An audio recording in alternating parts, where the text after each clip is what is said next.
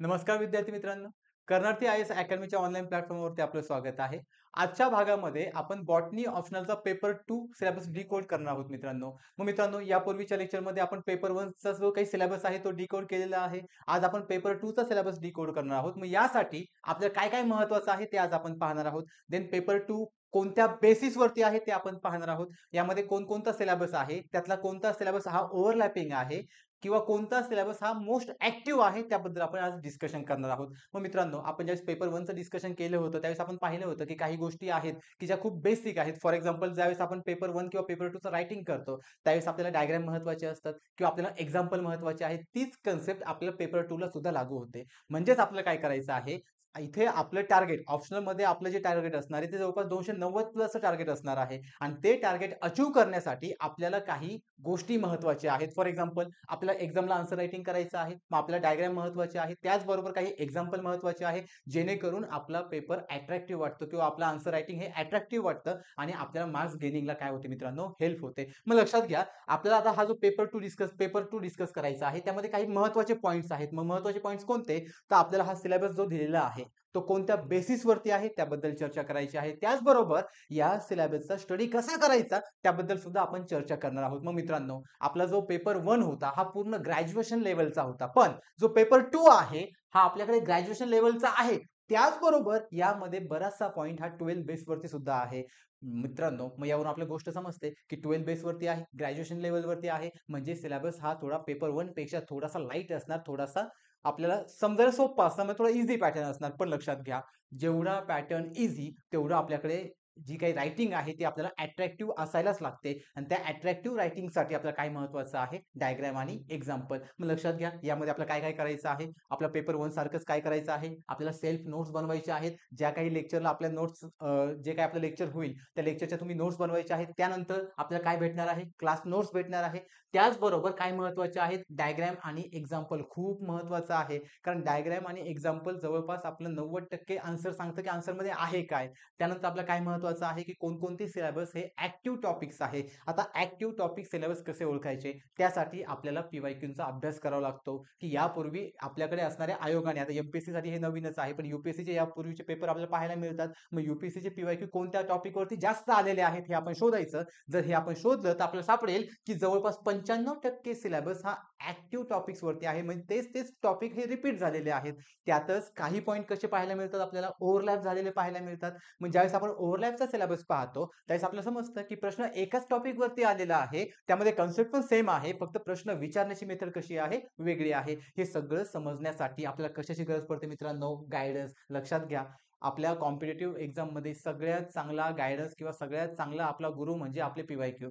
जर आपल्या पीवायक्यूचा अभ्यास चांगला असेल तर आपल्याला गायडन्सला मदत होते आणि हेच गायडन्स सांगतं आपल्याला की कोणते टॉपिक ऍक्टिव्ह आहेत, कोणते टॉपिक हे ओव्हरलॅपिंग आहेत, यांच्या नोट्स कशा बनवायच्या हे सगळं सांगण्याचं काम कोण करतं, आपला गायडन्स म्हणजे आपले पीवायक्यू. मग योग्य गायडन्ससाठी आपल्याला काय गरज आहे, चांगल्या बुक लिस्टची गरज आहे. मित्रांनो, भरपूर मुलं म्हणतात की आम्ही जो काही अभ्यास करू तो आम्ही इंटरनेटमधून करूयात किंवा इंटरनेट हा आमच्या सोर्स आहे. इंटरनेट सोर्स आहे, बरोबर आहे. पण इंटरनेटवरती हाऊ टू आन्सर रायटिंग कसं करायचं याची प्रॉपर इन्फॉर्मेशन नसते. आपण काही पण सर्च करतो. फॉर एक्झाम्पल आपल्याकडे क्रिप्टोगॅम आहे किंवा फॅनोरागॅम आहे, हे आपण पेपर 1 मधला सिलेबस आहे. किंवा जर आपण पेपर 2 चा सिलेबस घेतला तर आपल्याकडे सेल बायोलॉजी आहे. जर आपण सेल बायोलॉजी सर्च केलं तर आपल्याकडे भरपूर माहिती मिळते. पण ती सर्व माहिती आपल्याला एक्झाम ओरिएंटेड आहे का, तर बिलकुल नाही. मग आपल्या एक्झामला काय हवंय तीच माहिती आपल्याला गरजेची असते आणि अशी प्रॉपर माहिती आपल्याला कुठून मिळते, तर बुक लिस्टमधून मिळते. मग पेपर 2 च्या सिलेबससाठी आपल्याला काय काय महत्त्वाचं आहे, एक प्रॉपर बुक लिस्ट महत्त्वाची आहे. त्या बुक लिस्टमधून आपल्याला एक प्रॉपर गाईडन्स मिळतो. त्याचबरोबर पीवायक्यू महत्त्वाचे आहेत. पीवायक्यूच्या बेसिसवरती आपल्याला कळतं की ऍक्टिव्ह टॉपिक कोणते आहे, ओव्हरलॅपिंग सिलेबस कोणता आहे आणि या दोन गोष्टींचा अभ्यास झाला की मग समजतं की आपण आपल्या नोट्स कशा बनवल्या पाहिजेत. आणि ज्यावेळेस आपण हे पूर्ण प्रॉपर वेने आपल्या नोट्स प्रिपेअर करतो त्यानंतर आपल्याला 290 प्लस मार्क्स मिळवणं अजून सोपं होतं. मग मित्रांनो, आता आपण डायरेक्टली आपल्या सिलेबस बद्दल चर्चा करूयात. आता आपला जो सिलेबस असणार आहे त्या सिलेबसमध्ये आपले काही मोजकेच पॉइंट आहेत, की जे मोजके पॉइंट फिक्स आपल्याला रिपीट होताना दिसणार आहेत. मग लक्षात घ्या, जसं पेपर 1 मध्ये आपले 5 टॉपिक महत्त्वाचे होते, सेम प्रकारे पेपर 2 मध्ये सुद्धा किती पॉइंट महत्त्वाचे असणार आहे? 5च टॉपिक महत्त्वाचे आहेत. त्यातला पहिलं पॉइंट आहे आपल्याकडे असणारा सेल बायोलॉजी. आता मित्रांनो, हा टॉपिक एकदम सोपा असणार आहे. लक्षात घ्या, आता या टॉपिकचा स्टडी करताना एक गोष्ट नेहमी लक्षात ठेवायची. सेल बायोलॉजी ज्यावेळेस आपण स्टडी करतो, सर्वांना माहीत आहे सेल हे काय आहे? आपल्या बॉडीतलं बेसिक एक स्ट्रक्चरल आणि फंक्शनल युनिट आहे, हे आपल्याला समजतं. म्हणजेच काय, की जे काही आपल्याकडे लिव्हिंग ऑर्गॅनिझम आहेत, ते सर्व लिव्हिंग ऑर्गॅनिझम कशापासून बनलेले आहेत? तर सेलपासून बनलेले आहेत. मग त्यांच्या रिगार्डिंग जो काही स्टडी असणार आहे, तो पूर्ण स्टडी कशामध्ये असणार आहे? Cell biology. हा कॉमन सेन्सचा भाग आहे, हे एवढं आपल्याला समजतं. मग आता आपला रोल काय राहतो, की ज्यावेळेस आपण सेल बायोलॉजीचा स्टडी करणार आहोत, त्यावेळेस तो प्रत्येक पॉइंट किंवा त्या पॉइंटची असणारी डायग्राम ही आपण आपल्या डोळ्यासमोर ठेवायची. ज्यावेळेस आपण त्या डायग्रामला डोळ्यासमोर ठेवतो आणि ज्यानंतर आपण कन्सेप्ट रीड करतो, तर कन्सेप्ट समजायला मदत होते. आणि सेम ज्यावेळेस आपण एक्झामला त्या क्वेश्चनचा आन्सर लिहिणार, आपण त्या डायग्रामला समोर ठेवणार, आपण ती डायग्रामच ड्रॉ करणार, जेणेकरून आपलं आन्सर एकदम प्रॉपर बनतं. मग लक्षात घ्या, आजच्या या सेल बायोलॉजीमध्ये आपल्याला काय काय शिकायचं ते आता आपण पाहूयात. मग सेल बायोलॉजीमध्ये सगळ्यात पहिलं पॉईंट आपला कोणता आहे? The technique of cell biology. मात्र मित्रांनो, टेक्निक आपल्याला माहित आहे, की सेल बायोलॉजीमध्ये आपल्याकडे जे काही नंबर ऑफ प्रॅक्टिसेस आहेत, त्यासाठी आपण कोणकोणत्या टेक्निक यूज करतो, त्याचा आपल्याला स्टडी कुठे करायचा आहे? ह्या टेक्निक्स ऑफ सेल बायोलॉजीमध्ये करायचा आहे. त्यानंतरचा जो सेकंड सब टॉपिक असणार आहे, तो आपला कोणता असणार आहे? प्रोकॅरियोटिक अँड युकॅरियोटिक सेल्स. आता मित्रांनो, प्रोकॅरियोटिक आणि युकॅरियोटिक माहित आहे आपल्याला. प्रोकॅरियोटिक मीन्स द युनिसेल्युलर सेल. युकॅरियोटिक कसे आहेत? युनिसेल्युलर ॲज वेल ॲज मल्टीसेल्युलर. इथे आपल्याला दोन्ही टाइप पाहायला मिळतात. मग जो आपला प्रोकॅरियोटिक सेलचा टाइप आहे, मग त्याचे एक्झाम्पल काय आहेत? त्यामध्ये कोणकोणते बॉडी पार्ट्स असतात? फॉर एक्झाम्पल आपण त्यांना सेल ऑर्गॅनेल्स म्हणतो. मग त्यामध्ये न्यूक्लियस आहे की नाही याचा आपल्याला इथे स्टडी करायचा असतो. हेच आपण युकॅरियोटिकमध्ये गेलो, तर युकॅरियोटिकमध्ये इव्होल्यूशन झालेलं दिसतं. म्हणजेच जो प्रोकॅरियोटिक आहे, ती प्रोकॅरियोटिक ही आपल्याकडे सुरुवातीची सेल आहे. त्या सुरुवातीच्या सेलमध्ये काहीतरी चेंजेस होत गेले, त्यांचं मॉडिफिकेशन होत गेलं आणि मग त्या मॉडिफिकेशन नंतर आपल्याला काय पाहायला मिळतं? तर आपल्या प्रोकॅरियोटिक पासून युकॅरियोटिक स्ट्रक्चर पाहायला मिळतं. मग त्या युकॅरियोटिकमध्ये काय-काय फीचर्स आहेत त्यांचा आपल्याला इथे स्टडी करायचा आहे. म्हणजेच प्रोकॅरियोटिक आणि युकॅरियोटिक सेलचं आपल्याला काय पाहायचंय? Structural and ultra structural details, म्हणजे आपल्याला त्यात पूर्ण डीपमध्ये जाऊन स्टडी करायचं आहे. मग मित्रांनो, या सगळ्यांसाठी आपल्याला पुन्हा काय महत्त्वाचे आहेत? डायग्राम लक्षात घ्या. मी पुन्हा तुम्हाला एक फोकस करून देतो, की आपल्याला हा पूर्ण पेपर म्हणजे जो बॉटनीचा 1 आहे किंवा बॉटनीचा 2 पेपर आहे, या सगळ्यांमध्ये 2 गोष्टी खूप महत्त्वाच्या आहेत. फर्स्ट ऑफ ऑल म्हणजे डायग्राम आणि सेकंड म्हणजे आपल्याकडे असणाऱ्या एक्झाम्पल. जेवढे तुम्ही डायग्राम आणि एक्झाम्पलवरती फोकस करताल, तेवढे आपल्या कन्सेप्ट क्लिअर होतात आणि जेवढ्या कन्सेप्ट क्लिअर होतात, त्या पुन्हा रीडिंगची गरज पडत नाही. मात्र लक्षात घ्या, थर्ड टॉपिक आपला काय असणार आहे? The structure and function of extra cellular matrix. आता मित्रांनो, जो एक्स्ट्रा सेल्युलर मॅट्रिक्स असतो, हा कुणाचा भाग आहे? तर आपल्याकडे असणाऱ्या सेल वॉलचा. मग आपल्याकडे असणारी सेल वॉल म्हणजेच कोणती? तर लक्षात घ्या, आपल्याकडे म्हणजे ॲनिमल सेलकडे सेल वॉल नसते, हे आपल्याला माहीत आहे. पण जर आपण प्लांटचा स्टडी केला, तर प्लांटकडे सेल वॉल आहे. मग प्लांटकडे जी सेल वॉल आहे, त्या सेल वॉलचं स्ट्रक्चर कसं आहे? त्यांचं फंक्शन कसं आहे? त्याचा पूर्ण स्टडी आपल्याला कोणत्या पॉइंटमध्ये करायचा आहे? The structure and function of extra cellular matrix. मग यामध्ये आपल्याला माहित आहे, की जी आपली सेल वॉल असते ती डबल मेम्ब्रेन आहे किंवा डबल लेयर आहे. मग ही जी डबल लेयर असते, ही डबल लेयर काय करते? ॲज अ प्रोटेक्शनचं काम करते. जे काही बाहेरचं पार्टिकल आहे त्यांना बॉडीमध्ये येऊन देत नाही. ॲज वेल ॲज ते त्यांच्या बॉडीमध्ये सिलेक्टिव्ह परमेबलचं काम करतात.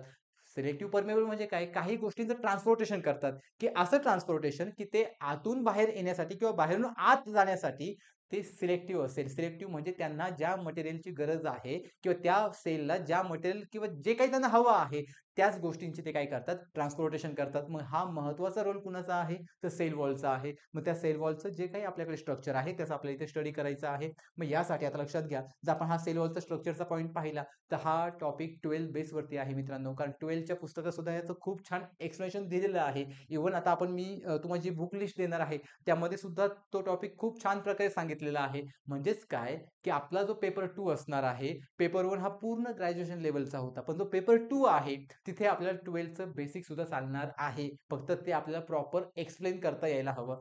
देन त्यानंतर आपल्याला काय पाहिजे मित्रांनो? मेम्ब्रेनचा अभ्यास करायचा आहे. सगळ्यात फर्स्ट आता आपण कशाचा अभ्यास करणार आहोत? सेल वॉलचा.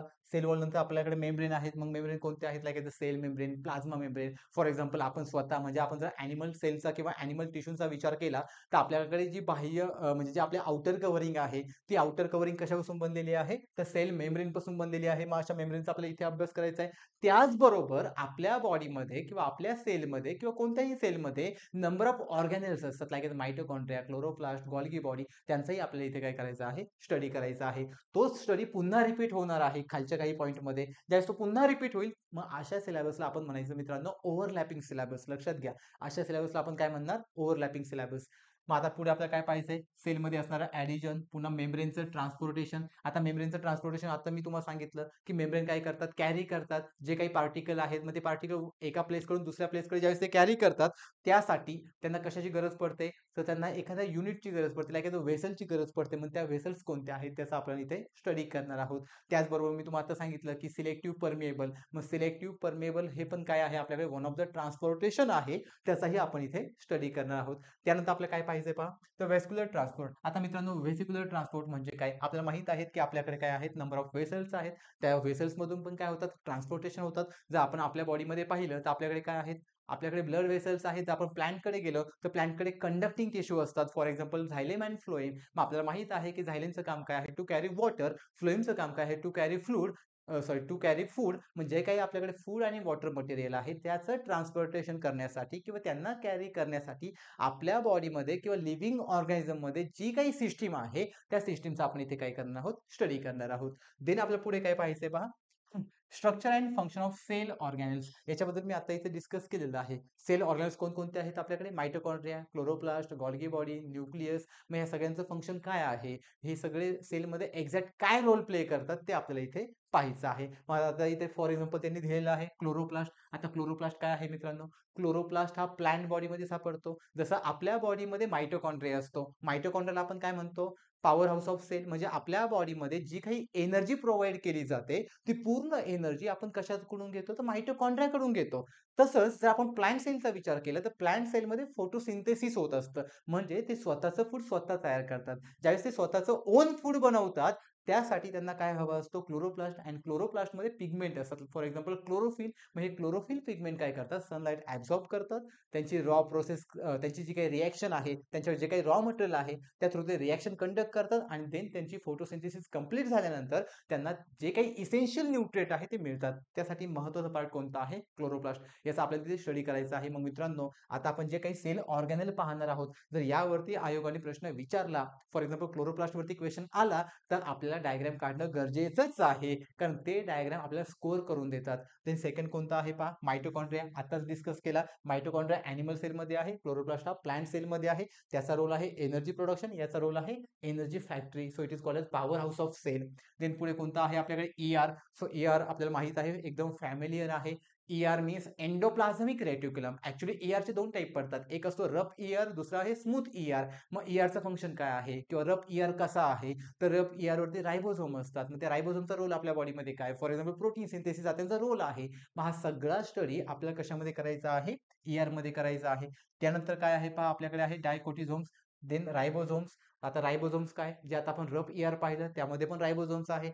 पुन्हा आपल्याला सेपरेटली पण रायबोझोमचा स्टडी करायचा आहे. पुन्हा त्यांचं बेसिक युनिट पाहायचं आहे. फॉर एक्झाम्पल स्वेडबर्ग हे त्यांचं युनिट आहे. या सगळ्यांचा स्टडी आपल्याला कशामध्ये करायचा आहे? तर रायबोझोम पॉईंटमध्ये करायचा आहे. त्यानंतर काय पाहायचं आपल्याला? एंडोझोम्स. आता एंडोझोम्स. एंडोझोम्स काय आहेत? त्याचबरोबर त्यांच्या रिगार्डिंग कोणकोणत्या कन्सेप्ट आहेत ते आपल्याला इथे पाहायचं आहे. त्यानंतर आहे लायझोझोम्स. आता सगळ्यांना माहित आहे लायझोझोम्सला आपण सुसायडल बॅग सुद्धा म्हणतो. मित्रांनो लक्षात घ्या, सिलेबस खूप सोपा आहे, खूप सोपा. आपल्याला फक्त काय आता भरपूर लोकांना ही नावं नवीन वाटत असतील, पण काहींना एकदम फॅमिलियर असतील, कारण हे आपण 8वी 9वी 10वी 11वी 12वी ज्यांचं सायन्स झालेलं आहे त्यांना कळतं हे सगळे पॉईंट फॅमिलियर आहेत. लक्षात घ्या, तुम्ही जो 12वी पर्यंत स्टडी केलं ना, फक्त आपल्याला एक पाऊल पुढे जायचंय. एक पाऊल पुढे म्हणजे काय? काही सिलेबस हा ग्रॅज्युएशन लेवलचा असणार आहे, पण सिलेबस भरपूर स्कोरिंग असणार आहे. हा ऑप्शनल का निवडायचा? लक्षात घ्या, भरपूर मुलं हा ऑप्शनल यासाठी निवडतात कारण यांना माहिती आहे इथे आपल्याला डायग्राम ड्रॉ करायचे ते, आणि भरपूर स्कोर हा डायग्राम बेसवरतीच होतो. मित्रांनो लक्षात घ्या, आपले भरपूर जे आन्सर असतं, आपण जे रायटिंग केलेलं आन्सर आहे त्याचा जो स्कोप आहे, त्याचा जो पूर्ण स्कोप इन्क्रीज होण्याचं कारण एकच म्हणजे डायग्राम. कारण आपण डायग्राम जी काढतो ते डायग्राम सगळं सांगते की आपण आन्सरमध्ये काय लिहिलेलं आहे. म्हणजे आपल्याला हे सगळे पॉईंट महत्वाचेच आहे, कारण ह्या सगळ्या पॉईंटमध्ये आपल्या काय असणार आहेत? डायग्राम असणार आहेत. त्यानंतर आपला कोणता आहे? परऑक्झिझोम्स. ऍक्च्युली परऑक्झिझोम्सला आपण F1 पार्टिकल सुद्धा म्हणतो. हा मायटोकॉन्ड्रियाचाच पार्ट आहे. मग मित्रांनो मी तुम्हाला पहिल्या स्लाइडवरती सांगितलं होतं काही सिलेबस काय होतो? ओव्हरलॅप होतो. आता परऑक्झिझोमचा स्टडी आपण मायटोकॉन्ड्रियामध्ये पण करणार आहोत, पुन्हा या पॉईंटमध्ये पण सेपरेट करणार आहोत. म्हणजेच आपला स्टडी काय होतोय? ओव्हरलॅप होतोय. मग हे आपल्याला ओळखायचंय. लक्षात घ्या, हे आपण कधी ओळखणार? ज्यावेळेस आपली सिलेबस कॉपी पूर्ण डोक्यामध्ये सेव्ह असेल किंवा ती पाठ असेल, त्यावेळेस आपल्याला कळतं की हा पॉइंट कुणाच्या रिगार्डिंग आहे किंवा कुठे रिपीट झालेला आहे, मग आपल्याला समजतं ओव्हरलॅपिंग सिलेबस. देन पुढे काय शिकायचं आहे आपल्याला, सायटोस्केलेटन पाहायचं आहे, त्याचबरोबर मायक्रोट्युब्युल्स पाहायचे आहेत. ह्या थोड्या छोट्या कन्सेप्ट आहेत, लक्षात घ्या. पार्ट 2 मध्ये काही कन्सेप्ट ह्या एकदम ब्रॉड असणार आहेत, काही कन्सेप्ट एकदम नॅरो एकदम छोटे असणार आहेत. त्यातलीच ही आपली एक कन्सेप्ट आहे सायटोस्केलेटन अँड मायक्रोट्युब्युल्स. त्यानंतर न्यूक्लियसचा स्टडी करायचा आहे. आपल्याला सगळ्यांना माहित आहे की न्यूक्लियस हा पूर्ण सेलचा एक लाईक ब्रेन सारखं काम करतो. जसं की आपल्या बॉडीमध्ये कंट्रोलिंगचं काम कुणाचं आहे, ब्रेनचं आहे. तसंच त्या सेलवरती जे कंट्रोलिंगचं काम आहे किंवा मेजर फंक्शन जे आहे ते कुणाचं असतं, न्यूक्लियसचं. Why? Because nucleus has genetic information into the form of chromosomes. लक्षात घ्या, जो काही आपल्याकडे न्यूक्लियस आहे त्यांच्याकडे कोणती इन्फॉर्मेशन आहे, जेनेटिक इन्फॉर्मेशन. कोणत्या फॉर्म मध्ये, क्रोमोझोम. मग त्या क्रोमोझोमच्या इनसाइड आपल्याला डीएनए आणि आरएनए पाहायला मिळतात. त्यानंतर काय आहे पहा, न्यूक्लिओलस. आता ज्यावेळेस आपण न्यूक्लियसचा स्टडी करणार त्याच वेळेस आपण न्यूक्लिओलस पण पाहणार, because nucleolus is the part of nucleus. जो काही न्यूक्लिओलस आहे तो कुणाचा पार्ट आहे, तर न्यूक्लियसचा पार्ट आहे. त्यानंतर आपल्याला काय पाहायचं आहे, न्यूक्लिअर पोर कॉम्प्लेक्स. मग आता मित्रांनो, जो काही न्यूक्लिअर पोर कॉम्प्लेक्सचा पॉईंट असणार आहे तो हे सर्व जे आता आपण न्यूक्लियसच्या रिगार्डिंग पॉईंट पाहतोय, म्हणजे ज्यावेळेस आपण न्यूक्लियस चालू करूयात, मग न्यूक्लियसमध्ये आपण सगळ्यात फर्स्ट न्यूक्लियस पाहणार, देन न्यूक्लिओलस पाहणार, देन आपण काय पाहणार, न्यूक्लिअर पोर कॉम्प्लेक्स. हा पूर्ण सिलेबस ऑलरेडी आयोगाने देतानाच खूप सेपरेट, खूप छान प्रकारे डिझाईन करून दिलेला आहे. पण ज्यावेळेस आपण स्टडी करू त्यावेळेस आपल्याला कळेल की ह्या सर्व कन्सेप्ट छोट्या छोट्या आहेत आणि ह्या सर्व छोट्या कन्सेप्ट मिळून आपल्याला कोणती कन्सेप्ट तयार होते, तर न्यूक्लियस कन्सेप्ट तयार होते. देन पुढे काय शिकायचं पहा, क्रोमॅटिन अँड न्यूक्लिओझोम्स. आताच मी तुम्हाला सांगितलं, क्रोमॅटिन म्हणजे क्रोमोझोम मटेरियल. देन त्यांच्यामध्ये असणारे न्यूक्लिओझोम मीन्स न्यूक्लिक किंवा जेनेटिक ऍसिडची जी काही बॉडी आहे त्याचा आपल्याला इथे स्टडी करायचा आहे. त्यानंतर आपल्याला काय शिकायचं आहे, cell signalling and cell receptors. So आता आपल्या बॉडीमध्ये दोन कामं चालतात. काही गोष्टी आपण ऍक्सेप्ट करतो, काही गोष्टी आपण डिलिव्हर करतो. म्हणजे आपण ऍक्सेप्ट करतो मीन्स फॉर एक्झाम्पल आपण रिसीव्ह करतो. मग तिथे आपल्याला काय शिकायचं आहे, सेल रिसेप्टरचा स्टडी करायचा आहे. What is the concept of cell receptors, त्यांचं फंक्शन काय आहे, त्यांचं स्ट्रक्चर काय आहे, ते बॉडीमध्ये कुठे प्रेझेंट आहेत, देन ते कशा प्रकारे वर्क करतात ते आपल्याला इथे स्टडी करायचं आहे. त्यानंतर काय शिकायचं पहा आपल्याला, सिग्नल ट्रान्सलोकेशन नावातच आहे. आता सॉरी, सिग्नल ट्रान्सडक्शन. मग आपल्याला इथे पाहायचं आहे की सिग्नल ट्रान्सडक्शन काय आहे. त्याचबरोबर आपल्याला काय करायचं आहे, तीच कन्सेप्ट आपण कशामध्ये पाहणार आहोत, मायटॉसिस अँड मिओसिस मध्ये. सो आपल्याला चांगल्या प्रकारे माहित आहे मित्रांनो, सेल डिव्हिजन. आता सेल डिव्हिजनचे दोन टाईप असतात, one is the meiosis, second is the mitosis. मग मायटॉसिस अँड मिओसिस हे दोन कशाचे कन्सेप्ट आहेत, आपल्याला जे सेलला मल्टिप्लाय करायचं आहे किंवा सेलला प्रॉलिफिकेशन करायचं आहे, ज्यावेळेस सेलचं प्रॉलिफिकेशन करायचं असेल किंवा सेलचं मल्टिप्लिकेशन करायचं असेल, देन आपल्यासाठी महत्वाचं काय असतं, mitosis and meiosis. He living organism चालू असते मित्रांनो. समजा आपण जर आता आपला विचार केला तर आपण एका ॲडल्ट एजमध्ये आहोत, बरोबर. याचा अर्थ आपल्या बॉडीमध्ये गॅमेटोजेनेसिस होते, गॅमेट फॉर्मेशन होतात, म्हणजेच बॉडीमध्ये काय चालू आहे, मिओसिस. हे जर आपण मायटोसिसचं पाहिलं तर मायटोसिस हे आपल्या बॉडीमध्ये सेम टू सेम किंवा आयडेंटिकल टाईपचं सेल डिव्हिजन करतात. मग ज्यावेळेस हे आयडेंटिकल किंवा ज्यावेळेस हे डिफरंट टाईपचं सेल डिव्हिजन करतात, मग ते काय आहे ते आपल्याला पाहायचं आहे. त्यानंतर पुढे काय आहे पहा, the molecular basis of cell cycle. आता सेल सायकल भरपूर छान टॉपिक असणार आहे हा. सेल सायकल लक्षात घ्या, सेल सायकल पुन्हा ह्याच पॉईंटच्या रिगार्डिंग आहे. मग सेल सायकलमध्ये आपण काय पाहणार आहे की आपल्याला G1 फेज काय आहे, G2 फेज काय आहे, किंवा आपल्याकडे M1 फेज काय आहे, M2 फेज काय आहे, हे सगळ्या फेजेस आपण तिथे पाहणार आहोत. पण या पूर्ण सायकलची जी काही एकदम बेसिस आहे, तो बेसिस कोणता असणार आहे, molecular basis. So what is the meaning of molecular basis? Molecular basis means the genetic information. जी काही जेनेटिक इन्फॉर्मेशन आहे, for example DNA and RNA, त्या फॉर्ममध्ये आपण त्यांचं काय करणार आहे, सेल सायकलचा स्टडी करणार आहोत. त्यानंतर आपण काय पाहणार आहोत पहा, numerical and structural variations in chromosomes and their significance. हा पॉईंट पण म्हणजे चांगला सोपा आहे. यामध्ये फक्त आपण जे जे काही न्यूमेरिकल अँड स्ट्रक्चरल व्हॅरिएशन्स आहे. आता लक्षात घ्या, स्ट्रक्चर आणि जे काही नंबर्स आहेत त्यामध्ये आपल्याला काय सापडतं, कधी कधी व्हॅरिएशन सापडतं. सो आपण त्याचाही स्टडी करणार आहे, पण कशामध्ये, इन क्रोमोझोम आणि त्यांच्या सिग्निफिकन्स मध्ये. पण त्या क्रोमोझोमचे आपण फायदे पाहणार आहोत. मग मित्रांनो, आपल्याला माहित आहे न्यूमेरिकल आणि स्ट्रक्चरल क्रोमोझोम म्हणजे काय. फॉर एक्झाम्पल आपल्या बॉडीमध्ये किती क्रोमोझोम्स आहेत, 46 क्रोमोझोम्स आहेत. जर आपण त्यांना पेअरमध्ये कन्वर्ट केलं तर आपल्याला किती पेअर बनतात, 23 पेअर बनतात. मग ह्या कन्व्हर्जनचा स्टडी करायचा आहे, पुन्हा त्यांच्या सिग्निफिकन्सचा सुद्धा आपल्याला स्टडी करायचा आहे. देन पुढे काय पाहिजे पहा, the chromatin organisation and packaging of the genome. आता जिनोम, जिनोम म्हणजे काय, the total number of genes present in any one body. लक्षात घ्या, एनी वन म्हणजे कोणताही लिव्हिंग ऑर्गॅनिझम असेल तर त्या लिव्हिंग ऑर्गॅनिझम मध्ये किती टाईपचे जीन्स आहेत किंवा नंबर ऑफ जीन्स किती आहेत, त्यांच्या पूर्ण ग्रुपला आपण काय म्हणतो मित्रांनो, तर जिनोम म्हणतो. मग त्या जिनोमचा आपण इथे स्टडी करणार आहोत. त्यानंतर आपण काय पाहणार आहोत पहा, द पॉलिटिन क्रोमोझोम्स. त्यानंतर काय पाहणार आहेत, then B chromosome structure, then behaviour and significance. मग आता हा जो पूर्ण आपला शेवटचा पॉईंट असणार आहे, म्हणजे जे आपल्या शेवटच्या 3 लाईन असणार आहेत, ह्या 3 लाईन म्हणजे आपलं स्टडी ऑफ क्रोमोझोम असणार आहे, त्यांचे सिग्निफिकन्स असणार आहे, त्यांचा बिहेवियर असणार आहे. लक्षात घ्या मित्रांनो, हा पूर्ण जो टॉपिक आहे हा कुणाच्या रिगार्डिंग आहे? सेल बायोलॉजीच्या. म्हणजे लक्षात घ्या, सेल म्हणजे काय? आपल्या सेलमध्ये जे जे काही पार्ट असणार आहे त्याचा आपण इथे काय करणार आहोत? डीप लेवलला जाऊन स्टडी करणार आहोत. त्यानंतर पुढे आपण काय पाहणार आहोत पहा. पुढे आपला सेकंड पॉईंट कोणता असणार आहे? Genetics, molecular biology and evolution. आता मित्रांनो लक्षात घ्या, जो फर्स्ट टॉपिक आपण पाहिला तो कोणता होता? Sale biology. मी तुम्हाला पुन्हा रिपीट करतो की आपला जो पेपर 1 होता, पेपर 1 चा सिलेबस आपण 5 पॉइंटमध्ये डिकोड केला. पेपर 2 चा सिलेबस सुद्धा आपण 5 पॉइंटमध्येच पाहणार आहोत. त्यातला पहिला पॉईंट आपण कोणता पाहिला? Cell biology. आता आपण जो सेकंड पॉईंट असणार आहे तो कोणता असणार आहे आपल्याकडे? असणारा जेनेटिक्स. जेनेटिक्स म्हणजे इथे आपण जीन लेव्हलला स्टडी करणार आहोत. देन आहे molecular biology. Molecular biology means the study of DNA and RNA. म्हणजे आपण मॉलिक्यूल, जे काही जेनेटिक मॉलिक्यूल आहे त्यांचा आपण इथे स्टडी करणार आहोत. या दोघांच्या बेसिसवरती जे इव्होल्युशन झालंय, actually evolution is a gradual process. Evolution कोणती प्रोसेस आहे? एक one of the gradual process आहे, त्याचाही आपण इथे स्टडी करणार आहोत. मग मित्रांनो, इथे आपण 3 सबटायटल पाहतो, बरोबर? म्हणजे 3 सबटायटल मध्ये आपला एवढा पोर्शन काय आहे? डिवाइड झालेला आहे. मग त्यातला पहिला पॉईंट कोणता असणार आहे आपला? पहा, द डेव्हलपमेंट ऑफ जेनेटिक्स. हा थोडासा ऍप्लिकेशन बेस्ड क्वेश्चन आहे. फॉर एक्झाम्पल, तुम्ही आयव्हीएफ कधी ऐकलं असेल. आता आयव्हीएफचं इथे लगेच रिलेशन लावू नका, पण थोडक्यात तुम्हाला सांगतो. आयव्हीएफ मध्ये आपण काय करतो रे? आपण आर्टिफिशियल जे काही गॅमेटोजेनेसिस झालेलं आहे, त्या गॅमेटोजेनेसिस आपण आर्टिफिशियली काय करतो? फ्युजन करतो. आर्टिफिशियली फ्युजन करतो म्हणजेच आपण काय केलं मित्रांनो? त्यांचा आपण जेनेटिक मेकअप केला. जेनेटिक मेकअप केला. त्या जेनेटिक मेकअप थ्रू आपण नवीन जनरेशन तयार केलं. म्हणजे थोडक्यात आपण काय केलं, की तिथे एक जिनोम घेतला, एक मेल जिनोम घेतला, एक फिमेल जिनोम घेतला, ते 2 जिनोम कंबाईन केले म्हणजे फ्युजन केलं. त्यातनं झायगोट, एम्ब्रियो हे डेव्हलपमेंट प्रोसेस करत गेलो. म्हणजे आपण तिथे काय केलेलं आहे? डेव्हलपमेंट केलेली आहे. सेम स्टडी आपण इथे पण शिकणार आहोत. मग आता इथे पण आपल्याला काही सिलेबस हा ओव्हरलॅप झालेला पाहायला मिळेल. म्हणजे या पॉईंटमध्ये पण पुन्हा आपले काही पॉईंट येतील, तिथे पण आपल्याला त्याच कन्सेप्ट शिकायचे आहेत. लक्षात घ्या, सगळ्यात जास्त आपला भर हे आपल्या कन्सेप्टवरती असायलाच हवा, कारण आपण ऑप्शनलची तयारी करतोय. ऑप्शनलमध्ये आपल्या क्वेश्चन सरळ सरळ मित्रांनो कधीच विचारत नाही. आपल्याला असं नाही विचारतील की what is a chromosome, explain each type, chromosome काय आहे, त्याचे प्रकार सांगा. एवढं सोपं आयोग विचारणार नाही, कारण आता आपण 10वी-12वीची मुलं नाहीत. आपण एक प्रॉपर मॅच्युअर मुलं आहोत. आपलं ग्रॅज्युएशन किंवा पोस्ट ग्रॅज्युएशन झालेलं आहे. आयोग त्या विचाराने आपले प्रश्न विचारणार आहेत. त्यासाठी आपल्याला कन्सेप्ट क्लिअरच हवी, कारण त्या कन्सेप्टला धरून आपल्याला ते आन्सर रायटिंग करायचं आहे. त्यासाठी आपल्याला कन्सेप्ट महत्त्वाची असणार आहे. मात्र लक्षात घ्या, फर्स्ट पॉईंटमध्ये आपण काय पाहणार आहोत? Development of genetics. देन त्यानंतर पुढे आपण त्याचमध्ये काय पाहणार आहोत? Gene gene versus allele. आता लक्षात घ्या, जीन वर्सेस ॲलील कन्सेप्ट काय असते? तर ॲलील सर्वांना माहीत आहे, की जे आपल्याकडे जीन्स आहेत. आता लक्षात घ्या, जीन्समध्ये आपले काय असते? जेनेटिक इन्फॉर्मेशन असते. एक्झॅक्ट जीन कशाला म्हणतात ते आधी समजून घ्या. आपल्याकडे डीएनए असतो मित्रांनो, बरोबर? लक्षात घ्या, एक्झॅक्ट आपल्याकडे जो large number of genetic information आहे ती क्रोमोझोममध्ये असते.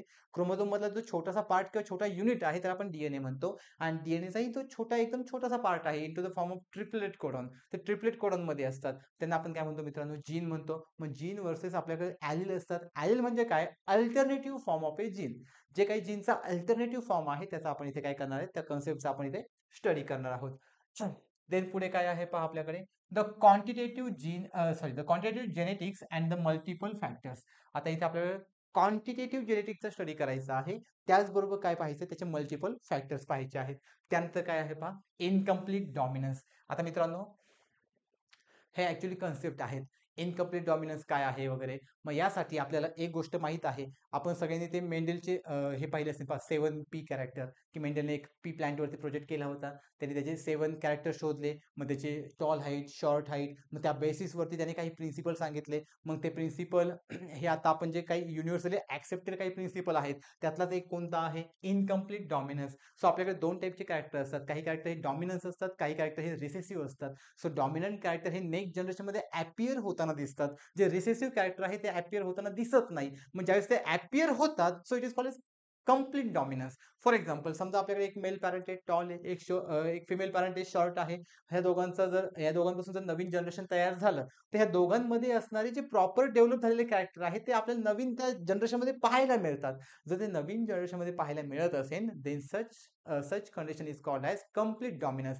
एक्झॅक्ट आपल्या सायन्समध्ये कंप्लीट डॉमिनन्स अशी कुठेही कन्सेप्ट नाही, पण तिथे आपण म्हणू शकतो हे कंप्लीट डॉमिनन्स झालेलं आहे. पण जर तिथे आपल्याला अशी कंडिशन पाहायला भेटलीच नाही, म्हणजे रिसेसिव्ह कॅरेक्टर जर आपल्याला अग्रेसिव्ह फॉर्ममध्ये पाहायला मिळत असेल किंवा जर बोथ कॅरेक्टर दोन्ही कॅरेक्टर जर डॉमिनन्स फॉर्ममध्ये पाहायला मिळत असेल, देन आपण त्याला काय म्हणणार आहोत? इनकम्प्लीट डॉमिनन्स म्हणणार आहोत. देन पुढे काय आहे पहा, पॉलिजेनिक इनहेरिटन्स.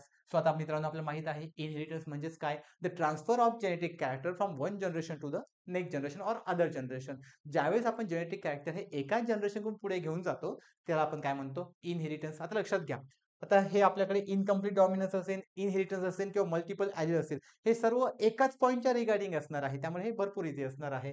पण ज्यावेळेस आपण एकच जेनेटिक कॅरेक्टर हा पुढे रन करतो, then it is called as monogenic inheritance. Mono म्हणजे सिंगल. पण ज्यावेळेस आपण एकापेक्षा जास्त कॅरेक्टर हे one generation to another generation run करतो किंवा कॅरी करतो, then it is called as polygenic inheritance. मित्रांनो खूप छान कन्सेप्ट आहे. ज्यावेळेस आपल्याला हे कन्सेप्ट समजतात ना, त्यावेळेस आपण त्यांना इझिली अप्लाय करू शकतो. देन पुढे काय आहे? मल्टिपल ॲलील. आता लक्षात घ्या, आता पूर्वी आपण एक ॲलील ही कन्सेप्ट पाहिली होती. सेम तीच कन्सेप्ट इथे असणार आहे. फक्त इथे आपण काय पाहणार आहोत, की जे alternative form of A gene आहेत, त्यांचं जे काही अमाउंट असणार आहे, ते मल्टिपल टाईम असणार आहे. त्याचा आपण स्टडी इथे मल्टिपल ॲलीलमध्ये करणार आहोत. देन पुढे काय आहे पहा, लिंकेज अँड क्रॉसिंग ओव्हर. भरपूर सोपी कन्सेप्ट आहे. लिंकेज म्हणजे काय? The tendency of gene to link together. ज्यावेळेस आपल्याकडे जे असणारे जीन्स आहेत, त्यांची जी काही टेंडन्सी असते कशाची? लिंक करण्याची, त्याला आपण काय म्हणतो मित्रांनो? लिंकेज म्हणतो. आणि ज्यावेळेस ते लिंकेजच्या अपोजिट वर्क करतात, then it is called as crossing over. So crossing over, linkage खूप छान कन्सेप्ट आहे. तुम्हाला क्रॉसिंग ओव्हर आलं की लिंकेज येतं, लिंकेज आलं की क्रॉसिंग ओव्हर येतं. म्हणजे दोन्ही कन्सेप्ट एकमेकांवरती डिपेंडेंट आहेत किंवा दोघं एकमेकांच्या अपोजिट म्हटलं तरी चालेल. देन पुढे काय शिकायचं पहा आपल्याला? Linkage and crossing over of the gene mapping. आता जीन मॅपिंग काय आहे? ही थोडी एक ॲडव्हान्स कन्सेप्ट आहे. त्याचाही आपल्याला स्टडी करायचा आहे. त्याचबरोबर ती जीन मॅपिंग आपल्याला कशामध्ये पाहायचं आहे? Including molecular maps. आता मग मॉलिक्युलर मॅपमध्ये लक्षात घ्या, मॉलिक्युलर मॅप म्हणजे काय मित्रांनो? तुम्ही भरपूर वेळेस एक शब्द ऐकला असेल किंवा मे बी ऐकला पण नसेल. आज तुम्ही फर्स्ट टाईम ऐकत असाल. ह्युमन जिनोम प्रोजेक्ट हा शब्द तुम्ही ऐकला असेल. लक्षात घ्या. ॲक्चुअली ह्युमन जिनोम प्रोजेक्ट हा आपल्या जिनॉमिक्स ब्रँचमधून येतो. आता जिनॉमिक्स म्हणजे काय किंवा जिनोम म्हणजे काय? तर टोटल नंबर ऑफ जीन हे आपण सुरुवातीला पाहिलेलं आहे. समजा मी आहे, माझ्या बॉडीमध्ये किती नंबर ऑफ जीन्स आहेत, त्याला मी जिनोम म्हणणार आहोत. ज्यावेळेस मी त्या जिनोमचा स्टडी करेल, म्हणजे मी त्या जेनेटिक इन्फॉर्मेशनचा म्हणजेच मी तिथे असणारे DNA आणि RNAचा प्रॉपर स्टडी करेल. So it is called as genomics. आणि त्या जिनोमिक्सच्या बेसिसवरती आपल्याला काय करायचं आहे? मॅपिंग करायचं आहे. म्हणजे तिथे असणारी जेनेटिक इन्फॉर्मेशन कोणत्या प्रकारची आहे, त्याचा इथे आपण काय करणार आहोत? तर स्टडी करणार आहोत. मग लक्षात घ्या. त्याचा म्हणजे थोडक्यात आपण काय घेणार? आयडिया ऑफ मॅपिंग आणि त्यांचं फंक्शन. लक्षात घ्या मित्रांनो, ही कन्सेप्ट एवढी ॲडव्हान्स आहे, की यातनं आपण एखादा डिसीज सुद्धा क्युअर करू शकतो होऊन या अगोदरच, किंवा यातनं आपण नवीन-नवीन रिसर्च सुद्धा करू शकतो. ते आपण शिकवताना पाहणारच आहोत. त्यानंतर पुढे पहा काय आहे? सेक्स क्रोमोझोम काय असतात? लक्षात घ्या. ॲक्चुअली आपल्याकडे क्रोमोझोमला आपण 2 ग्रुपमध्ये डिव्हाईड केलेलं आहे मित्रांनो. जर आपण ह्युमनचं पाहिलं, लक्षात घ्या क्रोमोझोम नंबर हा लिव्हिंग ऑर्गॅनिझमनुसार व्हॅरी होत असतो. जर आपण आपला विचार केला तर आपल्याकडे 23 पेअर आहेत, म्हणजे आपल्याकडे 46 क्रोमोझोम आहेत. मग 46 क्रोमोझोममध्ये जर आपल्याकडे सेक्शुअल रिप्रोडक्शन होत असेल, तर आपल्याकडे 2 क्रोमोझोम किंवा क्रोमोझोमची एक पेअर ही अशी असते, की ती फक्त आपल्याकडे गॅमेटोजेनेसिस करतात. म्हणजे ते आपल्याकडे प्रायमरी सेक्स ऑर्गॅनमध्ये त्यांचं फॉर्मेशन होतं. मग त्यांना आपण काय म्हणणार आहोत? Sex chromosome. लक्षात घ्या. जर आपल्या बॉडीमध्ये 46 क्रोमोझोम असतील मित्रांनो, तर पेअर किती असणार आहे? 23. त्या 23ला आपण 2 ग्रुपमध्ये डिव्हाईड करतो. त्याला आपण 22+1 म्हणतो. मग 22 ह्या आपल्या ऑटोझोम्स असतात, की ज्या मेल आणि फिमेलमध्ये सेम आहेत. आणि जो 1 असतो तो आपल्याकडे वेगवेगळा असतो. जर आपण मेलचा विचार केला तर XY आहे. जर आपण फिमेलचा विचार केला तर XX आहे. सो यांना आपण काय म्हणतो मित्रांनो? सेक्स क्रोमोझोम म्हणतो. त्याला अजून एक नाव आहे, त्याला आपण ॲलोझोम सुद्धा म्हणू शकतो. देन पुढे काय आहे पहा? Sex differentiation. आता सेक्स डिफरन्शिएशन म्हणजे काय? आपण आयडेंटिफाय करतो ना, की मेल वेगळा, फिमेल वेगळा. मग मेल वेगळा, फिमेल वेगळा. हे आपण कोणत्या बेसिसवरती आयडेंटिफाय केलं? तिथे असणाऱ्या सेक्स क्रोमोझोमवरती. लक्षात ठेवा. कोणत्या क्रोमोझोमवरती? Sex chromosome. म्हणजे सेक्स क्रोमोझोम मीन्स ते त्यांचं जेंडर डिसाईड करतात. आणि जेंडर डिसाईड केलं म्हणजे आपल्याला काय भेटतो? तर सेक्स डिफरन्शिएशन भेटतो. त्यानंतर मित्रांनो, एक छानशी कन्सेप्ट आहे म्युटेशन. ही कन्सेप्ट खूप भारी आहे. लक्षात घ्या. ज्यावेळेस आपण म्युटेशनचा स्टडी करू, खूप डीपमध्ये आणि खूप इंटरेस्टिंग असणार आहे. इंटरेस्टिंग का? कारण म्युटेशनमुळे सडन बॉडीमध्ये चेंजेस होतात. मग मित्रांनो, आता आपण नुकताच कोरोना तुम्ही सगळ्यांनी अनुभव घेतला बरोबर.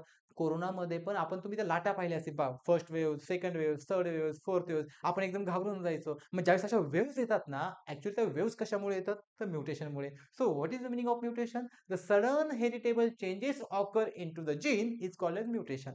ज्यावेळेस कोणत्याही जीनमध्ये सडन काहीतरी चेंजेस होतो, देन त्याला आपण काय म्हणतो? म्युटेशन. फॉर एक्झाम्पल मी आता इथे उभा आहे, एकदम नॉर्मल आहे, मला कोणताच डिसीज नाही. पण जर उद्या अचानक माझ्या बॉडीमध्ये असणारा जीन अचानक त्याची माहिती बदलत असेल, तर त्या माहितीमुळे त्याचं कार्य बदलतं म्हणजे त्याचं फंक्शन बदलतं. जर त्याचं फंक्शन बदललं, तर माझ्या बॉडीवरती काहीतरी इम्पॅक्ट होणार आहे. एक तर तो निगेटिव्ह असेल किंवा एकतर तो पॉझिटिव्ह असेल. म्हणजे झालं कशामुळे? तर म्युटेशनमुळे. सो आपल्याला ते एकदम डीपमध्ये जाऊन आणि एकदम इंटरेस्टिंग स्टडी असणार आहे. त्याचबरोबर आपल्याला त्यामध्ये काय शिकायचं आहे? The biochemical and molecular basis म्हणजे आपण जे काही म्युटेशन पाहणार आहोत, ते बायोकेमिकल लेव्हलला पाहणार आहोत आणि मॉलिक्युलर बेसिसवरती पाहणार आहोत. लक्षात घ्या मित्रांनो, मॉलिक्युलर बेसिस ज्यावेळेस शब्द येईल किंवा ज्यावेळेस मॉलिक्युलर जेनेटिक इन्फॉर्मेशन असा शब्द येईल, त्यावेळेस 2 गोष्टी खूप महत्त्वाच्या आहेत. आपल्याला ते प्रॉपर माहीतच असायला हवं. एक आहे डी दुसरं आहे आर लक्षात घ्या. आपल्याला माहीतच असायला हवं म्हणजे फक्त डी आणि आर माहीत असून चालत नाही. डी काय आहे? त्याचं स्ट्रक्चर काय आहे? त्यामध्ये इन्फॉर्मेशन कोणत्या फॉर्ममध्ये आहे? सेम आर काय आहे? त्याचं स्ट्रक्चर काय आहे? त्याच्यामध्ये इन्फॉर्मेशन कोणत्या फॉर्ममध्ये आहे? ते वर्क कसं करतात किंवा डी वर्क कसं करतो? डी नसेल तर काय होऊ शकतं? किंवा डी हा आहे म्हणून आपल्याकडे इनहेरिटन्स होतं. हे सगळं आपल्याला माहीतच असायला हवं. ज्यावेळेस हे माहीत असतं, आपल्याला हा क्षणी काहीच वाटत नाही. मित्रांनो लक्षात घ्या, प्रत्येक गोष्टीचा काही ना काही एक सोल असतो, एक आत्मा असतो. तसंच आपल्या बॉटनीचा आत्मा म्हणजे डी आणि आर हे तुम्हाला यायलाच हवं. लक्षात घ्या, खूप सोपं आहे. जर आपल्याला डी आणि आर समजत नसेल, तर एखादी 1-2 YouTubeला व्हिडिओ पाहून घ्यायच्या. जर आपल्याला ते बुकमध्ये कळत असेल, तर YouTubeमध्ये आपल्याला 3D ॲनिमेशनमध्ये ते खूप छान प्रकारे एक्सप्लेन केलेलं असतं. म्हणजे आपल्याला ती इमेज डोक्यामध्ये काय होते, तर सेव्ह होते. जेणेकरून आपण ज्यावेळेस ह्या अशा कन्सेप्ट पाहतो, त्या समजायला आपल्याला सोप्या जातात. देन पुढे काय पाहिजे पहा आपल्याकडे, सायटोप्लाझमिक इनहेरिटन्स. पुन्हा तोच पॉइंट ओव्हरलॅप होत आहे. इनहेरिटन्स आता आपण न्यूक्लियर बेसिसवरती होतं. ते असणार आहे सायटोप्लाझमिक बेसवरती असणार आहे. देन आपल्याला पुढे काय पाहायचं आहे, सायटोप्लाझमिक जीन ही पण त्याचाच एक सब पॉइंट आहे. त्यामध्ये काय पाहायचं पहा, including genetic of male sterility. आता लक्षात घ्या, जे काही आपल्याकडे लक्षात घ्या, सायटोप्लाझमिक जीनमध्ये आपल्याला काय पाहायचं आहे, including genetic of male sterility. आता मित्रांनो, ॲक्चुअली सायटोप्लाझमिक जीन ही एक मोठी कन्सेप्ट आहे. त्या ब्रॉड कन्सेप्टमध्ये आपल्याला महत्त्वाचं काय पाहायचं आहे, मेल स्टेरिलिटी सुद्धा पाहायचं आहे. मग जो आपला मेल स्टेरिलिटीचा पॉइंट असणार आहे, 1 सेकंड.